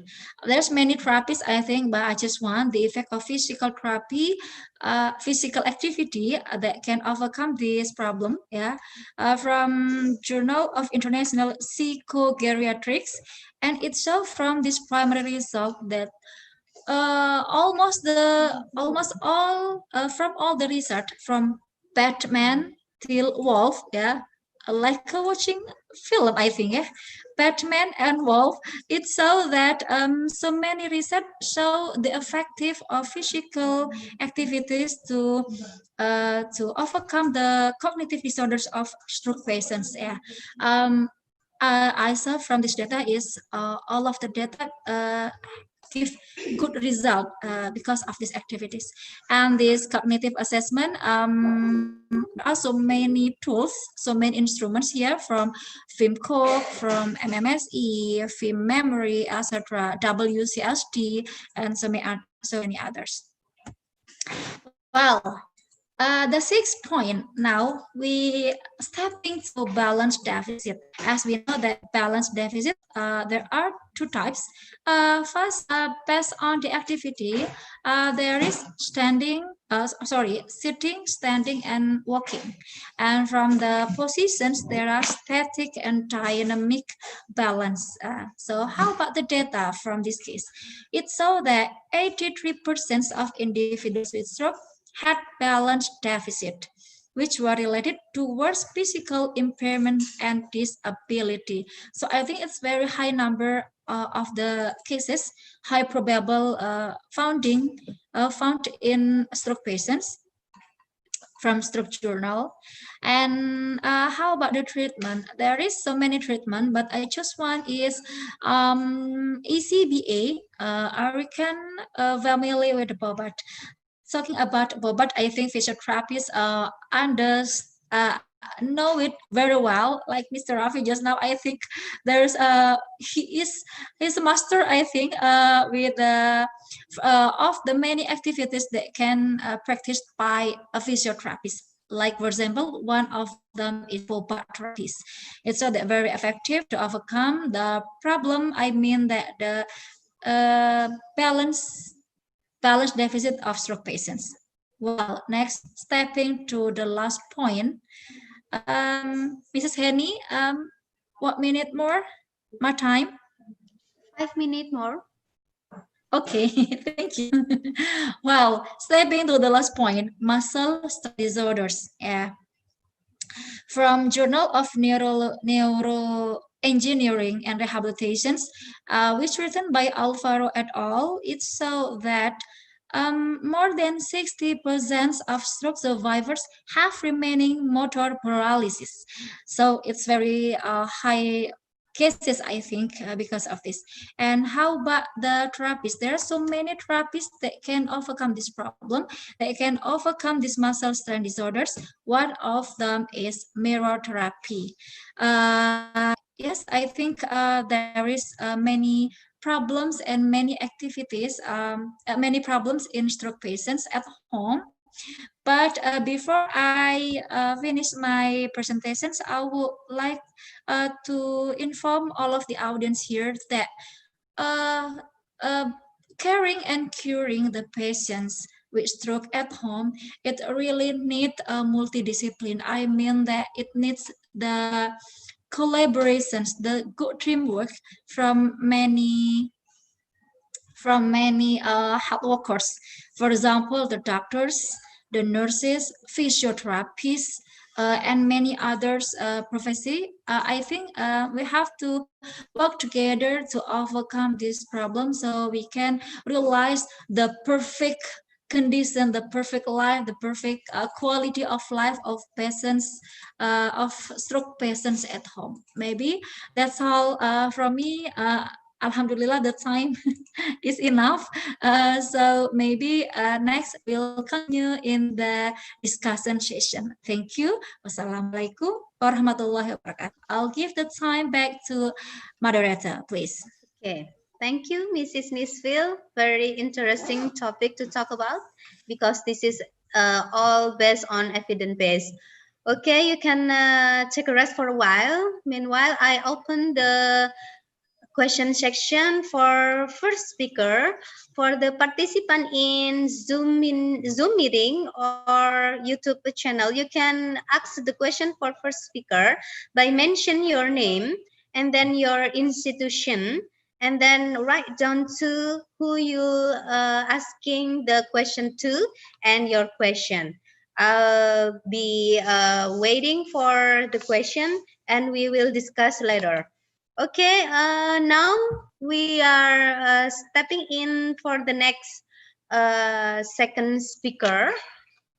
She already joined us in Zoom meeting, and maybe I call her first, Mrs. Dian. Miss Dian, are you ready? Yes, I'm here. Okay. I'm ready. Okay, before you presentation the topic, I will explain to the participant about your curriculum vitae. Okay, this one. Okay, I will introduce to the participant about our second speaker. Her complete name is Dian Eka Januriswasti, Bachelor of Applied Midwifery and Master Public Health. She was born in January 11, 1987. In your screen, you can see the phone number and the email. You can contact her if you need some intensive talking about the topic. And she interests in health reproduction, family planning, and medical anthropology. For academic qualification, she graduated from Diploma 3, majoring program of midwifery in Politeknik Kesehatan Surabaya College in 2007. And she graduated from Diponegoro University Semarang for her master program of public health. And for personal experience, she has been as a midwifery lecturer of Midwifery Academy, Ngudia Husada Madura in 2007. And the latest position, she is a third vice chairman of STIKES Ngudia Husada Madura. She also have many scientific oration, but we write down several experience. The latest one is in 2019. She has a oration in female genital mutilation practice as a tradition in Madura culture in Diponegoro University, Semarang. Okay, Bu Dian, Miss Dian, I will give you 30 minutes to talk about your topic, and we continue with the question session. The time is yours. Thank you, Mrs. Annie. So I would like to sharing my screen first.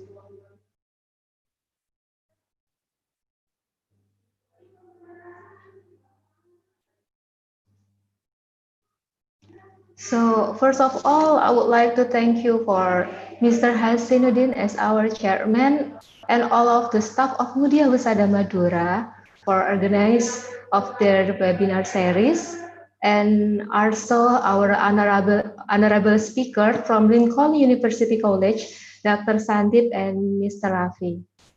Also our audience today on our Zoominar meeting room and the STIKES Ngudia Husada Madura YouTube channel. Assalamualaikum warahmatullahi wabarakatuh. Salam, Om Swastiastu, Namo Buddhaya, salam kebajikan. Okay, my honor to have a chance here. I would like to presenting about the contraception service and need in new normal period. So because I'm in the last session, I will make it short. As we know that nowadays, we have a challenge during the lockdowns carry about the 4 until 5 months. So based on the United Nations Population Fund, UNFPA, this is part of United Nations. They have research on June 2020.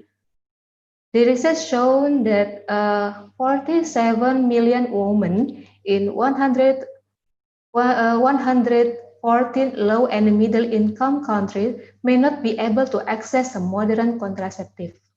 And 7 million unintended pregnancy are expected to occur if lockdowns carry for 6 months and there are major disruption to health service. This is a measuring problem and have related with our topic today.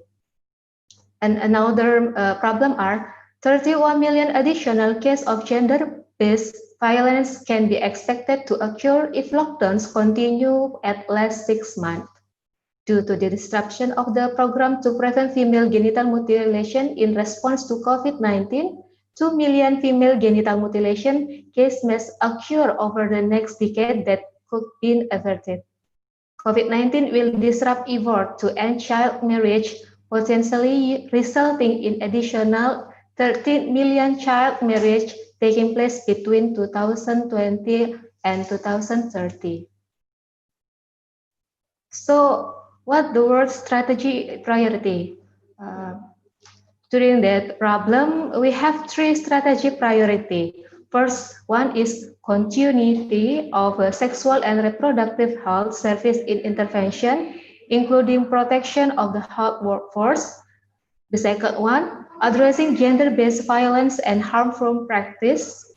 The third one is ensuring the supplies of modern contraceptive and reproductive health commodity.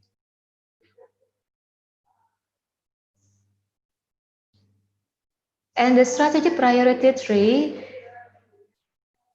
we have 3 dominative, 3 measuring of the strategic more. The first one is UNFPA is leveraging established mechanism to monitor and track stool levels. The important thing are consumption rates, risk of stock out of our stocks, and pipeline order of contraception methods. So the UNFPA is continuing to work profitably with the suppliers to understand and mitigate the impact of delays and price increase. Yes, the problem are the distribution about the contraceptive. They make sure that the price not make a problem in distribution. The last one is UNFPA. It's supporting ministries of health and other institutions to provide online screening, information, and reproductive health and contraception counseling service. So this is one of regional action about the UNFPA is make a partnering with 7 international plant partnerhood federation to providing support in reorganizing their services delivery model through the telemedicine counseling service among 13 countries, and this is based on contraceptives mobile service. So what the indicator about the strategy from UNFPA? For the contraceptive, we have 2 indicators for ensuring the supply of the modern contraceptive and other reproductive health commodity. The first one, proportion of the COVID-19 affected countries that reported no contraceptive stock outs. Number 2 is total couple years of the protection of the contraceptive procures that by UNFPA, including the condoms. So that was about world current condition. How about the Indonesian contraceptive current issue? Based on the presentation from Dr. Zamhir Setiawan, he was a director of family planning from BKKBN Indonesia. The Indonesia contraceptive current issue is first, encourage to delay pregnancy and use contraceptive. Number 2, prioritizing post-placental IUD according to the program. Number 3, IUDs and implants that have been expired and the KB injection can come to the health provider according to the schedule, according to the previous agreement. Number 4, as an alternative, pills and condom, which can be obtained through provider. And number 5, coming to the health service, unless there are complaints and agreement in advance.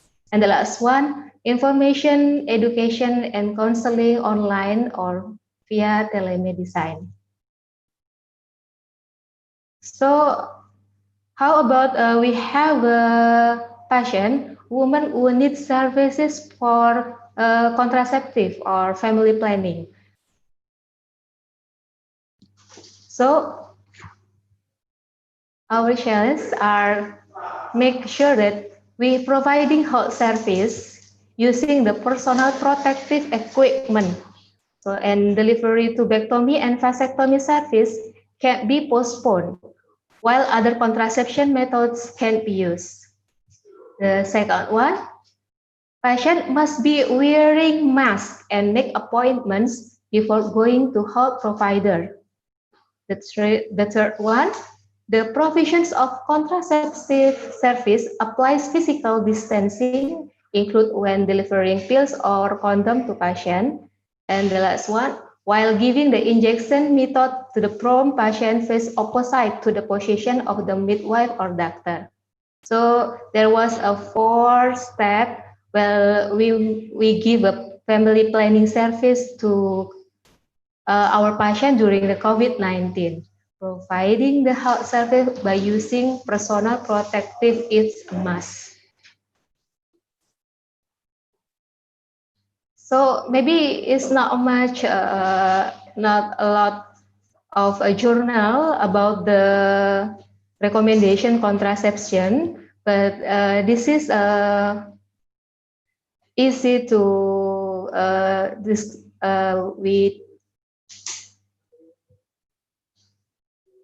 it's easy to learn about this is from the European Journal of Contraception and Reproductive Health Care. is from Fruzetti et al. We can get from the European Journal. It's published online in 21 May 2020 with the title Contraception during Coronavirus COVID-19 Pandemic. Recommendation, the Board of the Italian Society Contraception.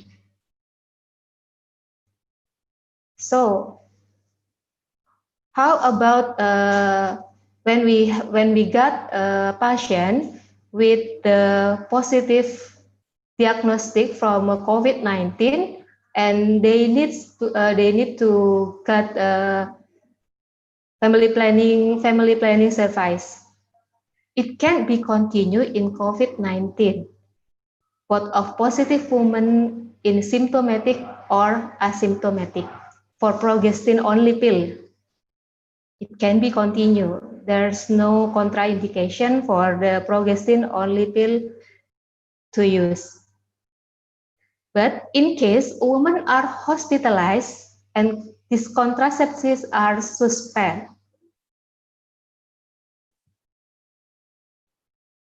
the second one, how about the patient who use IUD or implant? They have a positive diagnostic in COVID-19. There's no worry about that. They can be continued in COVID-19, positive women, both symptomatic and asymptomatic. There is no need to remove. In case the system are exhausted and need to be replaced, removal and replacement should be postponed for a period inferior to their effective duration. So, another one are, how about the patient who need estroprogestin combined contraceptive service? Then they can be continued only in asymptomatic COVID-19 positive women. When they get symptomatic, we have a rule. The first one, they can be continued in COVID-19 positive women with cough and fever. Severe pneumonia in bed immobilization and increased thromboembolic requires stop the treatment. The last one is reinitiation of the estroprogestin combined contraceptive can be performed immediately after recovery. Efficacy is not guaranteed for the 7 days. How about the woman who want to start the contraception? So, usually that we always doing for our patient who needs a family planning methods. First of one is please collect an appropriate medical history. Second one, if it's possible, do physical examination during the identity of contraindication. And the last one, please using WHO McWill for medical eligibility criteria of contraceptive. So during that WHO McWill, we can identify who patient with high risk or low risk.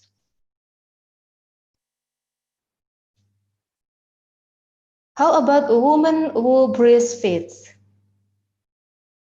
The first one, make sure that following negative pregnancy tests, and they just only use a progestin only pill. That's all for my presentation. Thank you very much, Miss Henny. Thank you. If you have any question, please write on the room chat or on the live chat YouTube channel. Thank you very much. Thank you, Ms. Dian, for your presentation. That's an interesting topic also because it's about contraception. Okay. Okay, now we are open for the question section. Participants that want to ask a question to Miss Dian, you can ask a question via Zoom meeting or YouTube live streaming. In the comment part, you can write down your name and then your institution and then your who you ask the question to and then your question. Okay. Meanwhile, waiting for a question for Miss Dian, I will check for the chat room in Zoom meeting. There is some participant that want to ask to our first speaker. The top one is, okay, I'll pick 3 participants. And okay, maybe I'll check for Mrs. Nisfil. Are you still there? Mrs. Nisfil? Hello, Mrs. Nisfil?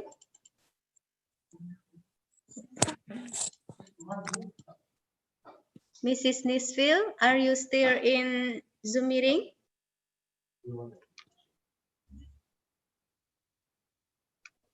Hello?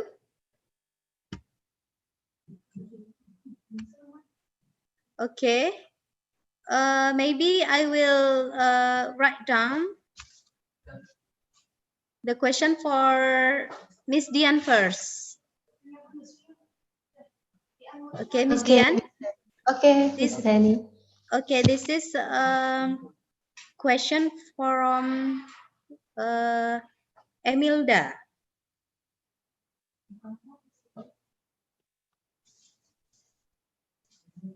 Emilda asks you question. Wait, I will write for you.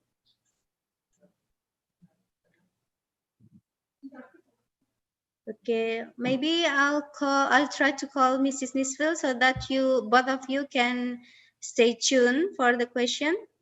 Mrs. Nisfil, are you there? Okay, Alhamdulillah. Yeah, finally I can speak. Okay, I'm here. Is there I'm any sorry, problem maybe with your... just a little bit in the unmute process. I'm sorry. Okay, maybe I'm still here. Okay, maybe I'll write for you. Oh, there is some participant that want to interactive with you because she is a raised hand. Maybe for Lucita Suci. Okay. Lucita Suci, are you there? Yes, Miss. Okay, congratulations. You raise your hand and you can ask the question directly to our first speaker. Go ahead. Time is yours. Okay. Thank you for Mrs. Hani.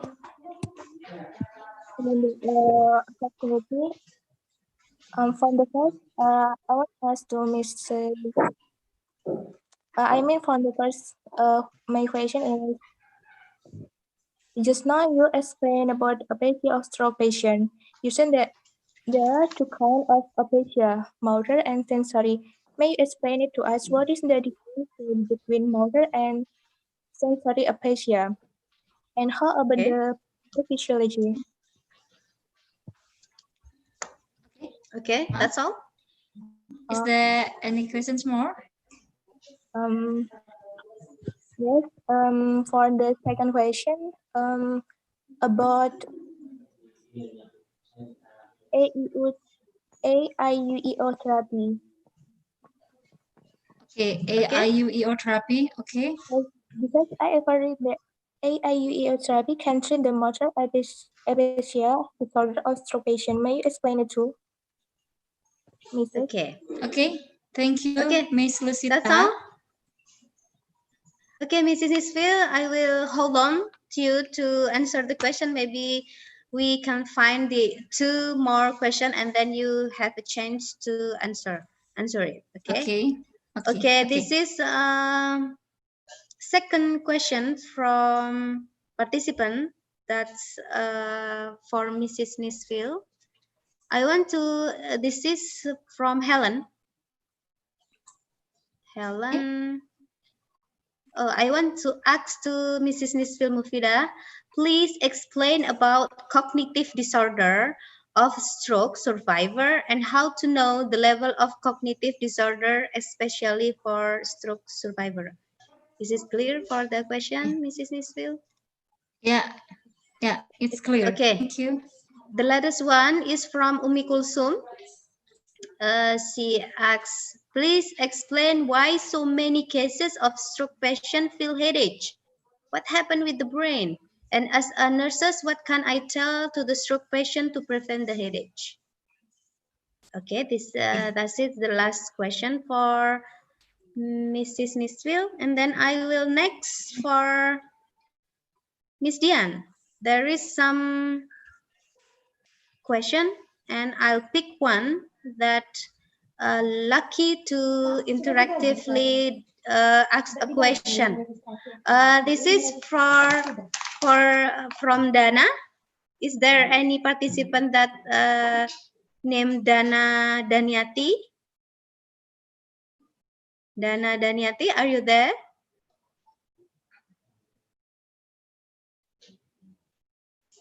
Dana Daniati?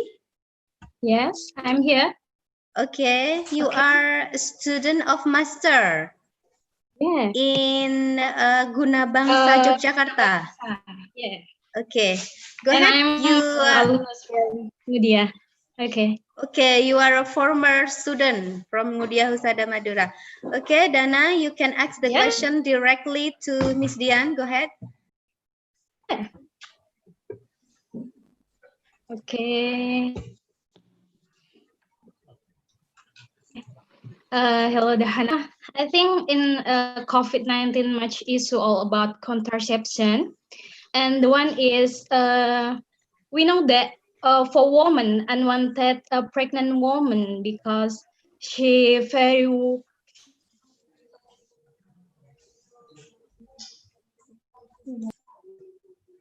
worried about to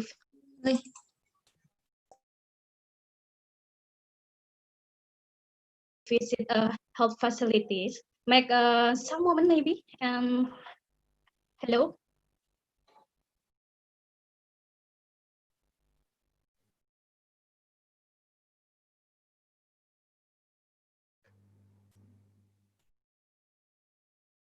Hello, Miss Dana. Your voice is not clear.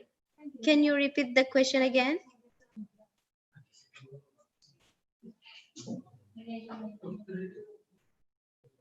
Oh, okay. She write down on the room, Okay. in the chat room.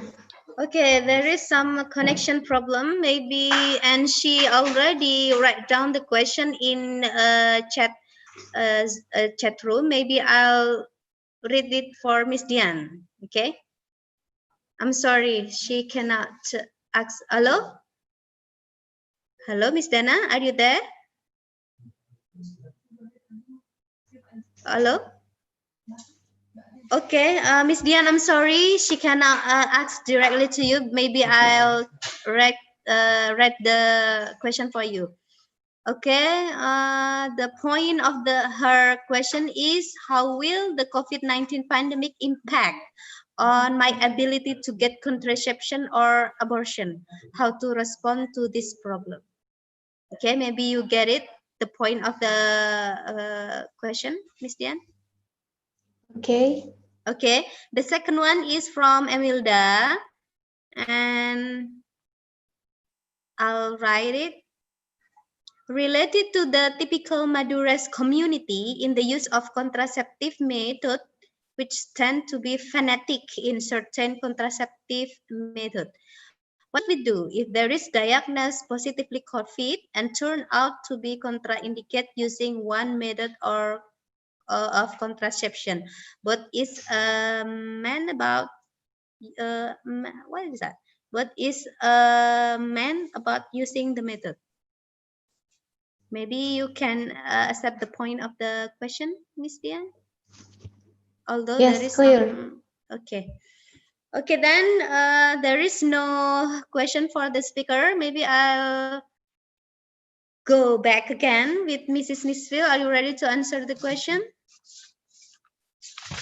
Yes, I'm Okay. ready. Okay, go ahead. Lucita, Well, okay. Lucita Suci, still there to listen your answer. Time is yours. Okay, thank you, Mrs. Annie. Thank you for the participants that give me the question. There's 3 questions that I have to answer. Well, first is the questions about aphasia. Yeah.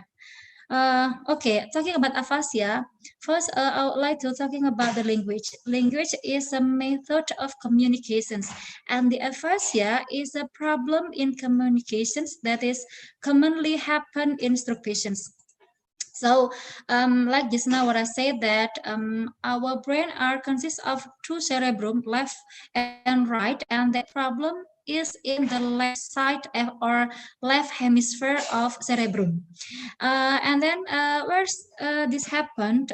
First is I would like to told that the our left cerebrum is the task is about talking, listening, reading, and writing. And there are so many types of aphasia, about 7 types of aphasia. First is motor aphasia, sensory aphasia, global aphasia, and then others transcortical, amnestic, conductive, and subcortical aphasia. But today I would explain especially for 2 types. First is sensory aphasia and motor aphasia.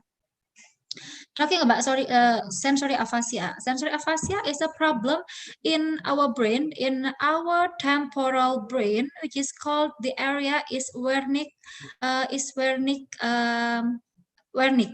area. I mean, Wernicke area.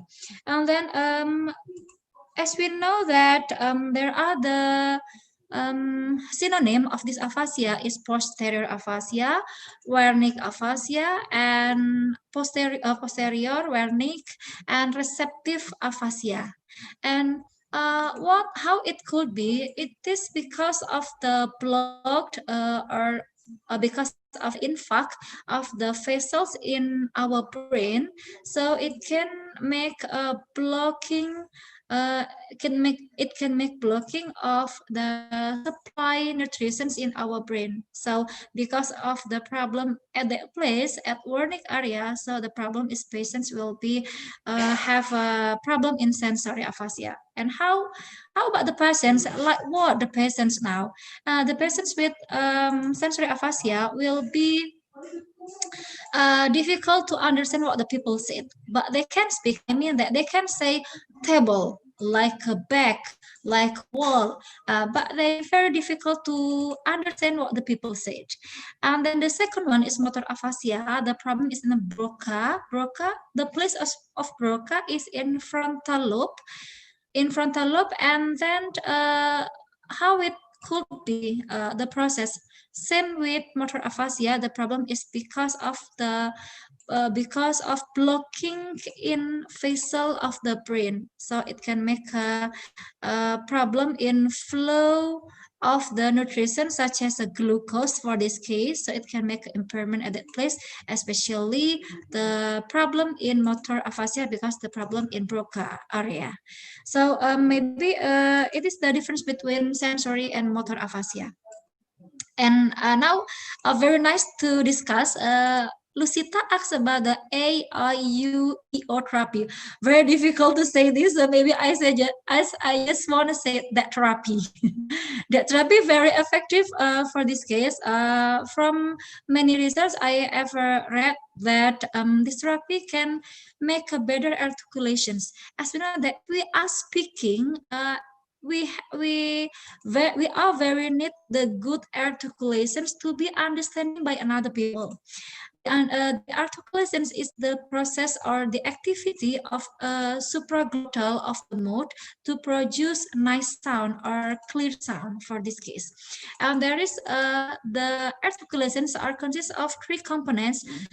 I said that the first is vibrations, V. The second one is R, resonance, and the third one is motor. So I can say VRM, vibrations, resonance, and motor. And how the vibrations? The vibrations is the activity of our larynx, upper and lower of our larynx to produce the vibrations.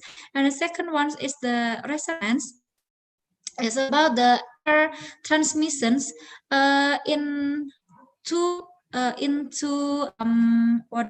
cavity, nose and mouth cavity, which is called its pharyngeal valve. Yeah.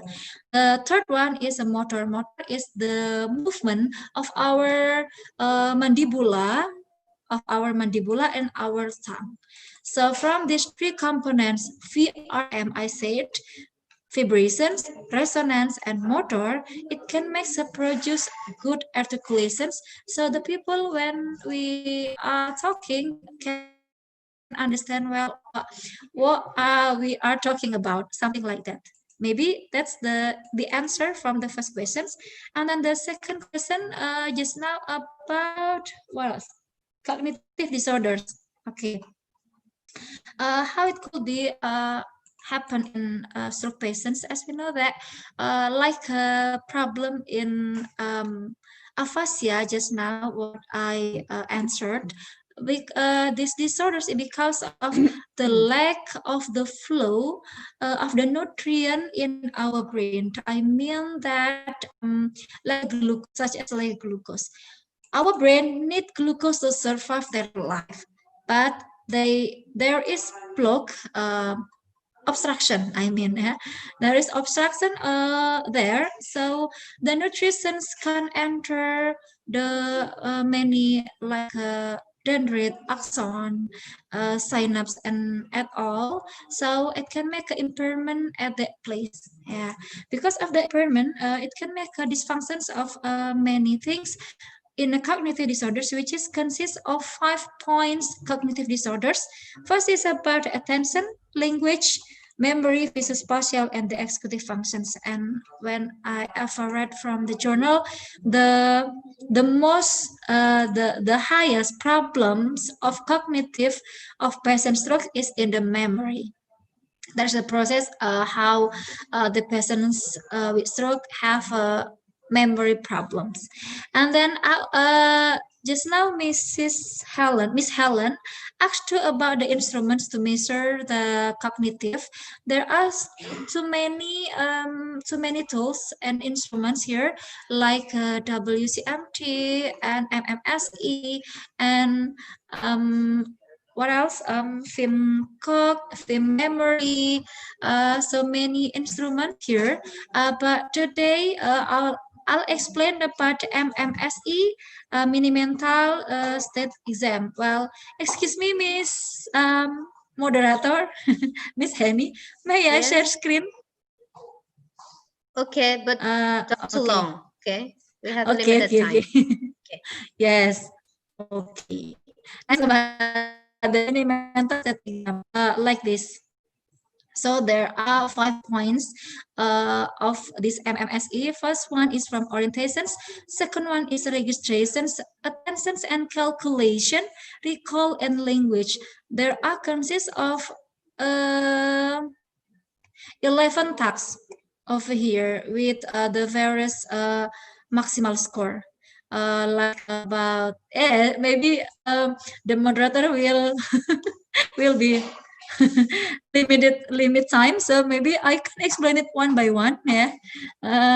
So yeah, like this the questions of the MSE. So maybe next time if Miss Helen want this material, can call me privately. Well, the last questions is, oh yeah, in MMSE there are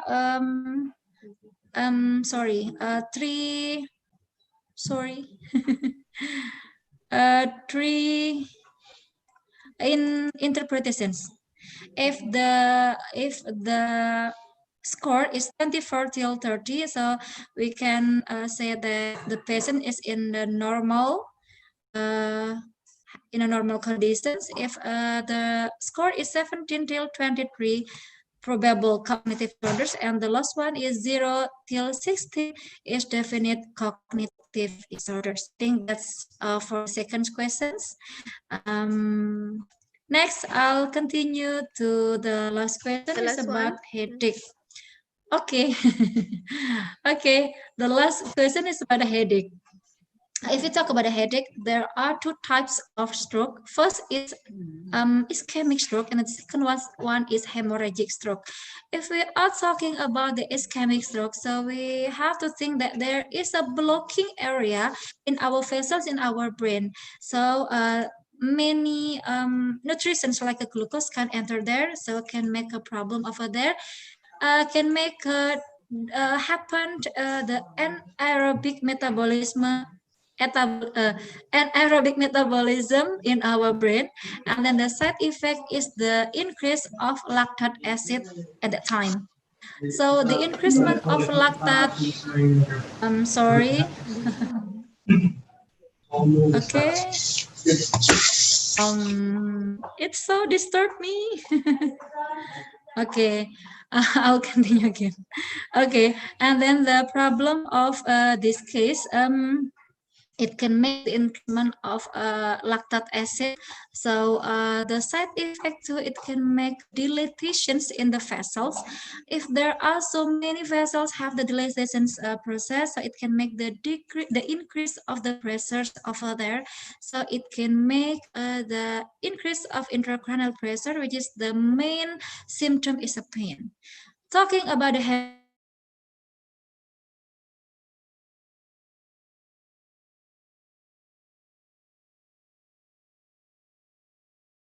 I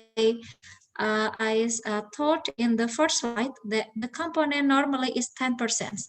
If there's the increasement of that blood more than 10%, so of course it can make a problem for this case. Yeah, the increasement of intracranial pressures.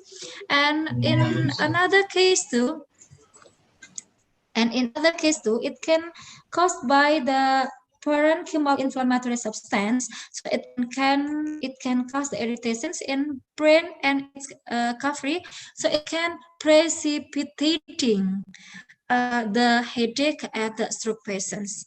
So I think that's the process how the patients getting headache at the time.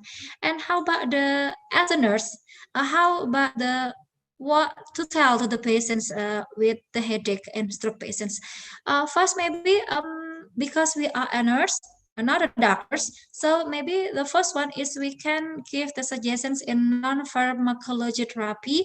That is like breathing exercise, the distractions process, relaxations maybe, and beside that maybe we can ask the patients if the patients lay down on the bed, the head positions have to in a head up position 15 till 30 degrees.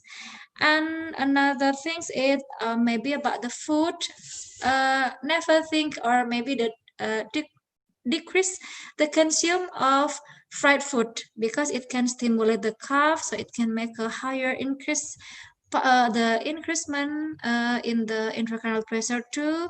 And then the second one is in the food, after the patients to increase the consumption of fiber fruit because it can make what else it can avoid to be happen the constipation to the patients, because the constipation, the cough can make the increasement the pressure of intracranial, or I mean the increase of intracranial pressure. The great symptom is the pain. So maybe that's so many things that have to tell to the stroke patients to avoid headache. So maybe that's all, Miss Henny, my answer for the 3 questions. I hope that it can to be understand clearly. Thank you. I'll back to moderator. Okay, thank you, Mrs. Nisfil. Very long and clear explanation. I hope the participant that had that question will understand about the answer. Okay, thank you for Lucita Suci, Miss Helen, and Umi Kulsum. And we continue for Miss Dian to answer the two questions that asked to you. Go ahead, Miss Dian. Thank you, Mrs. Henny. So please correct if I'm wrong. The first question are from Miss Emilda. Miss She Emilda, yes. She asked me about the typical of Madura's community when they got some method of contraception, they will be fanatic. Yes, that's Okay. right. That's the question. Okay. Thank you. Miss Emilda, we have discussed before that we need to identify that first. This is a first step about the history of the use of contraceptive method before, such as the use of progestin-only pill or IUD tend to be safe in both of symptomatic or asymptomatic COVID-19 positive diagnostic patient.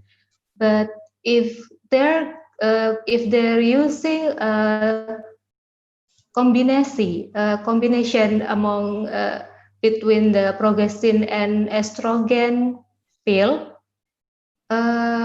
we need to be secure that if there was a symptomatic such as a pneumonia, it's turned out the previous history of the contraception, our recommendation can actually provide risks to the patient. So we can communicate to the family about the risk that will be posed. Maybe that's my answer, Miss Henny. Okay, we continue for the next one.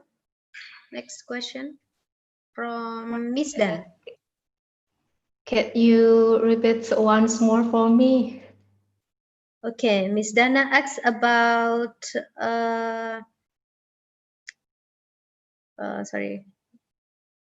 Miss Dana is asks about contraceptive. Maybe I'll read again for you, Miss Dian. This is because of large-scale diversion from health professionals to discuss COVID-19 and the government suggestion that we all stay at home as much as possible. Physical distancing. We know that especially sexual and reproductive health services have declined and doctor services are under increasing pressure.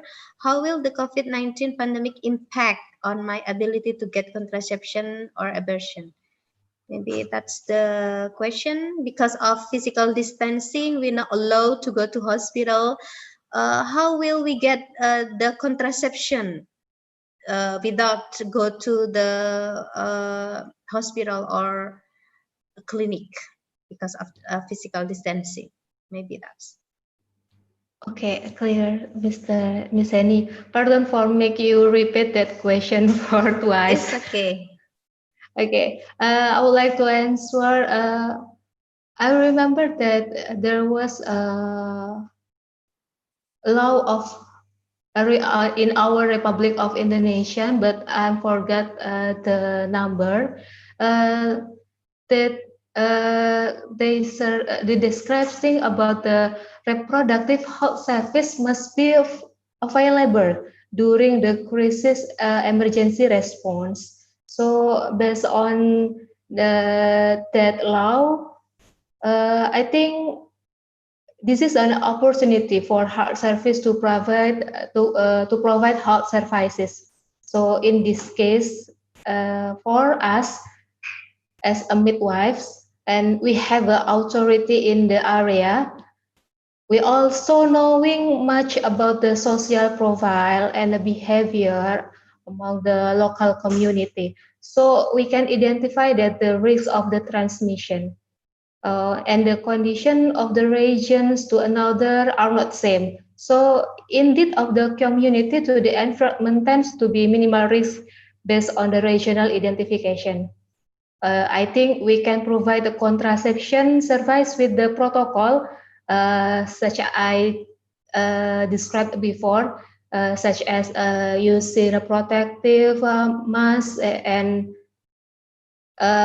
make a physical distance with our patient.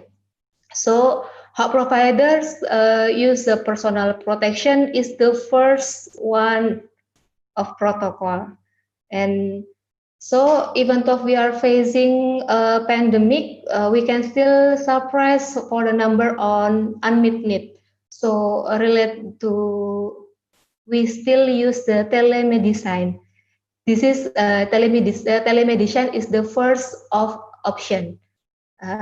But when we return to our community profile, when they can using the telemedicine, we still have to provide services with good self-protection in the provisions of service. I think it's all, Miss Henny. Thank you.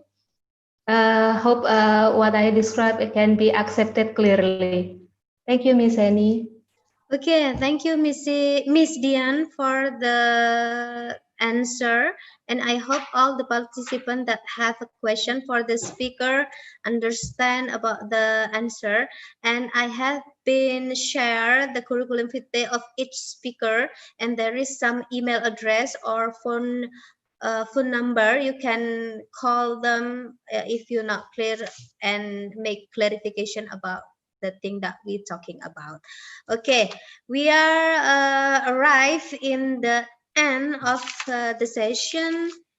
And before I close this session, I will read some conclusion for each speaker. I make conclusion from Mrs. Nisfil. There is several conclusions that I will read down for the participant. The first one is COVID-19 pushed the stroke survivor and their family to be independent of caring. Because of physical distancing, we're not allowed to go to hospital, so that we hope the family and stroke survivor can independently to take care of themselves. Number two, 7 problem of stroke families such as headache, aphasia, urinary incontinence, dysphagia, cognitive disorder, balance deficit, and muscle strength deficit that our first speaker has been talking about.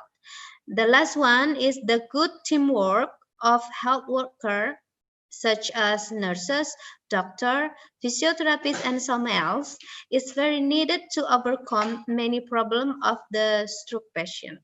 That's the conclusion for Mrs. Nisfil topic, and I'll continue with Miss Dian topic. We as health workers still have the responsibility to fulfilling the contraceptive needed of patient, so that we are right in the meeting the needs of patient. You can do the job or your duty with the teleconference first, telemedicine first, and then if you need to go to hospital, please make attention for health protocol for COVID-19. Maybe that's all my conclusion. And the last one, I will ask each speaker to give a closing statement. And I will start with Mrs. Nisfil. Okay, please give your Thank you, closing Mrs. statement. Hani. Okay, Assalamualaikum warahmatullahi wabarakatuh. Talking about the stroke in this new normal era, I would like to highlight that there are three great components of caring and curing the patients with stroke at this time. Yeah, first is the stroke survivors itself, how to make them always have a great spirit and motivated to be healthy. And second one is the stroke survivors family. And I think that one important thing is remember, never let the patients alone, never let the patients just keep fight by themselves. So this time family is very needed to be stand by beside the patients. And the third is the health workers like the doctors, the nurses, the physiotherapists and many other professions have to make a great collaborations to cure or to care the patients with stroke. That's why this is the challenge in the independent care of stroke patients at home in new normal era. Thank you. Assalamualaikum warahmatullahi wabarakatuh. Waalaikumsalam warahmatullahi wabarakatuh. Thank you for the closing statement, Mrs. Nisfil. I'll continue with Miss Dian. Go ahead for your closing statement, Miss.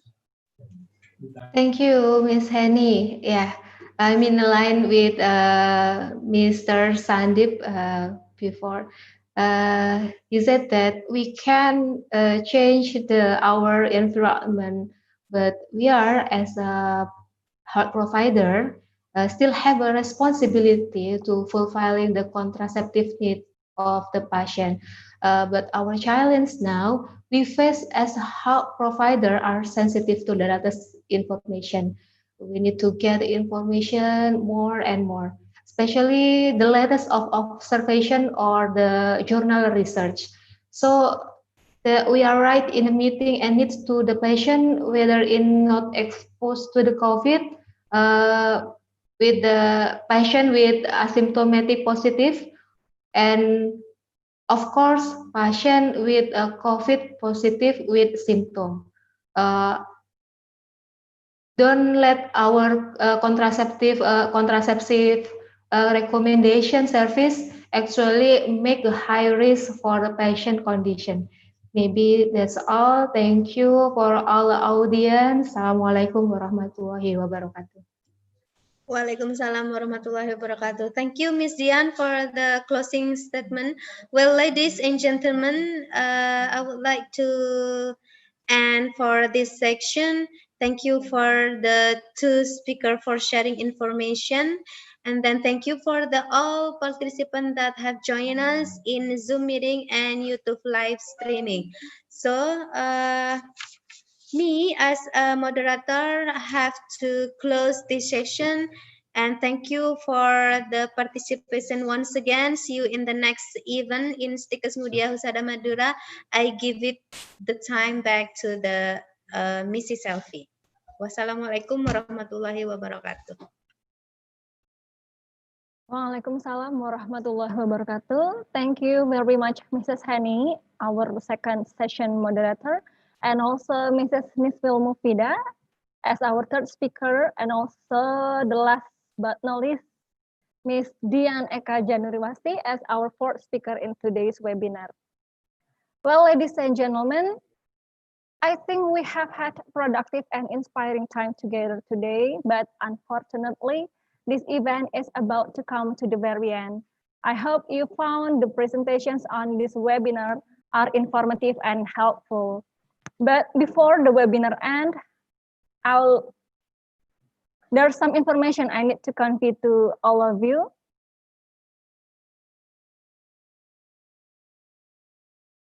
Well, here are the important links of today's webinar.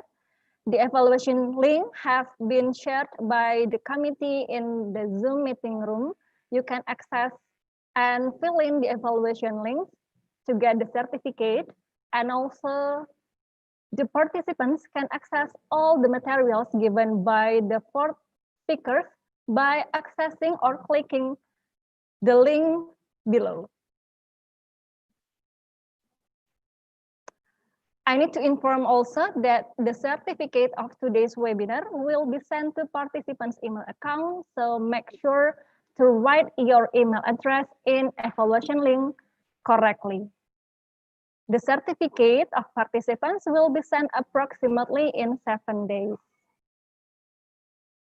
The last but not least, I ask you all participants to also follow our Instagram account at Ngudia_Husada_Madura, and also like, comment, and subscribe our YouTube channel at STIKES Ngudia Husada Madura. Well, ladies and gentlemen, I think that's all our webinar today.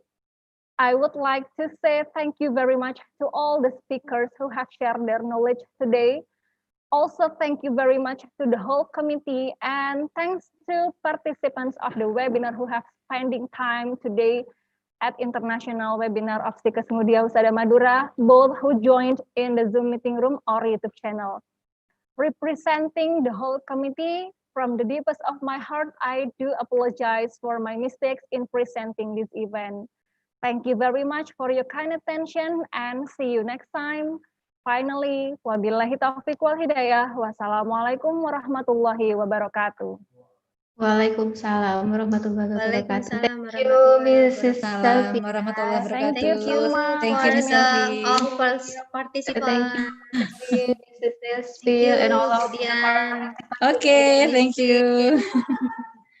Maybe the Okay. host can unmute all of the participants to speak. Maybe we need to take pictures together, like usual.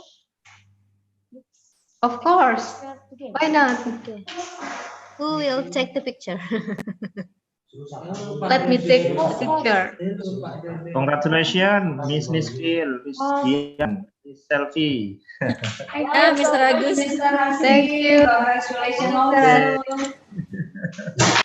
Congratulations for all speakers. Mr. Hasin, Mr. you're Hasin. not call my name. I'm still here. Mr. Hasim, thank you so much. Alhamdulillah, good job. Thank you. Thank you for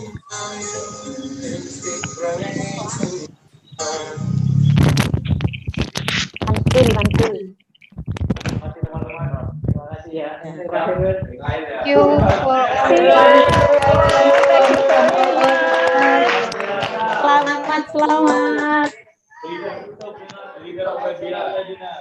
Alhamdulillah, Allahu Akbar. Terima kasih Bapak Ibu, terima kasih semuanya. Selamat ulang tahun.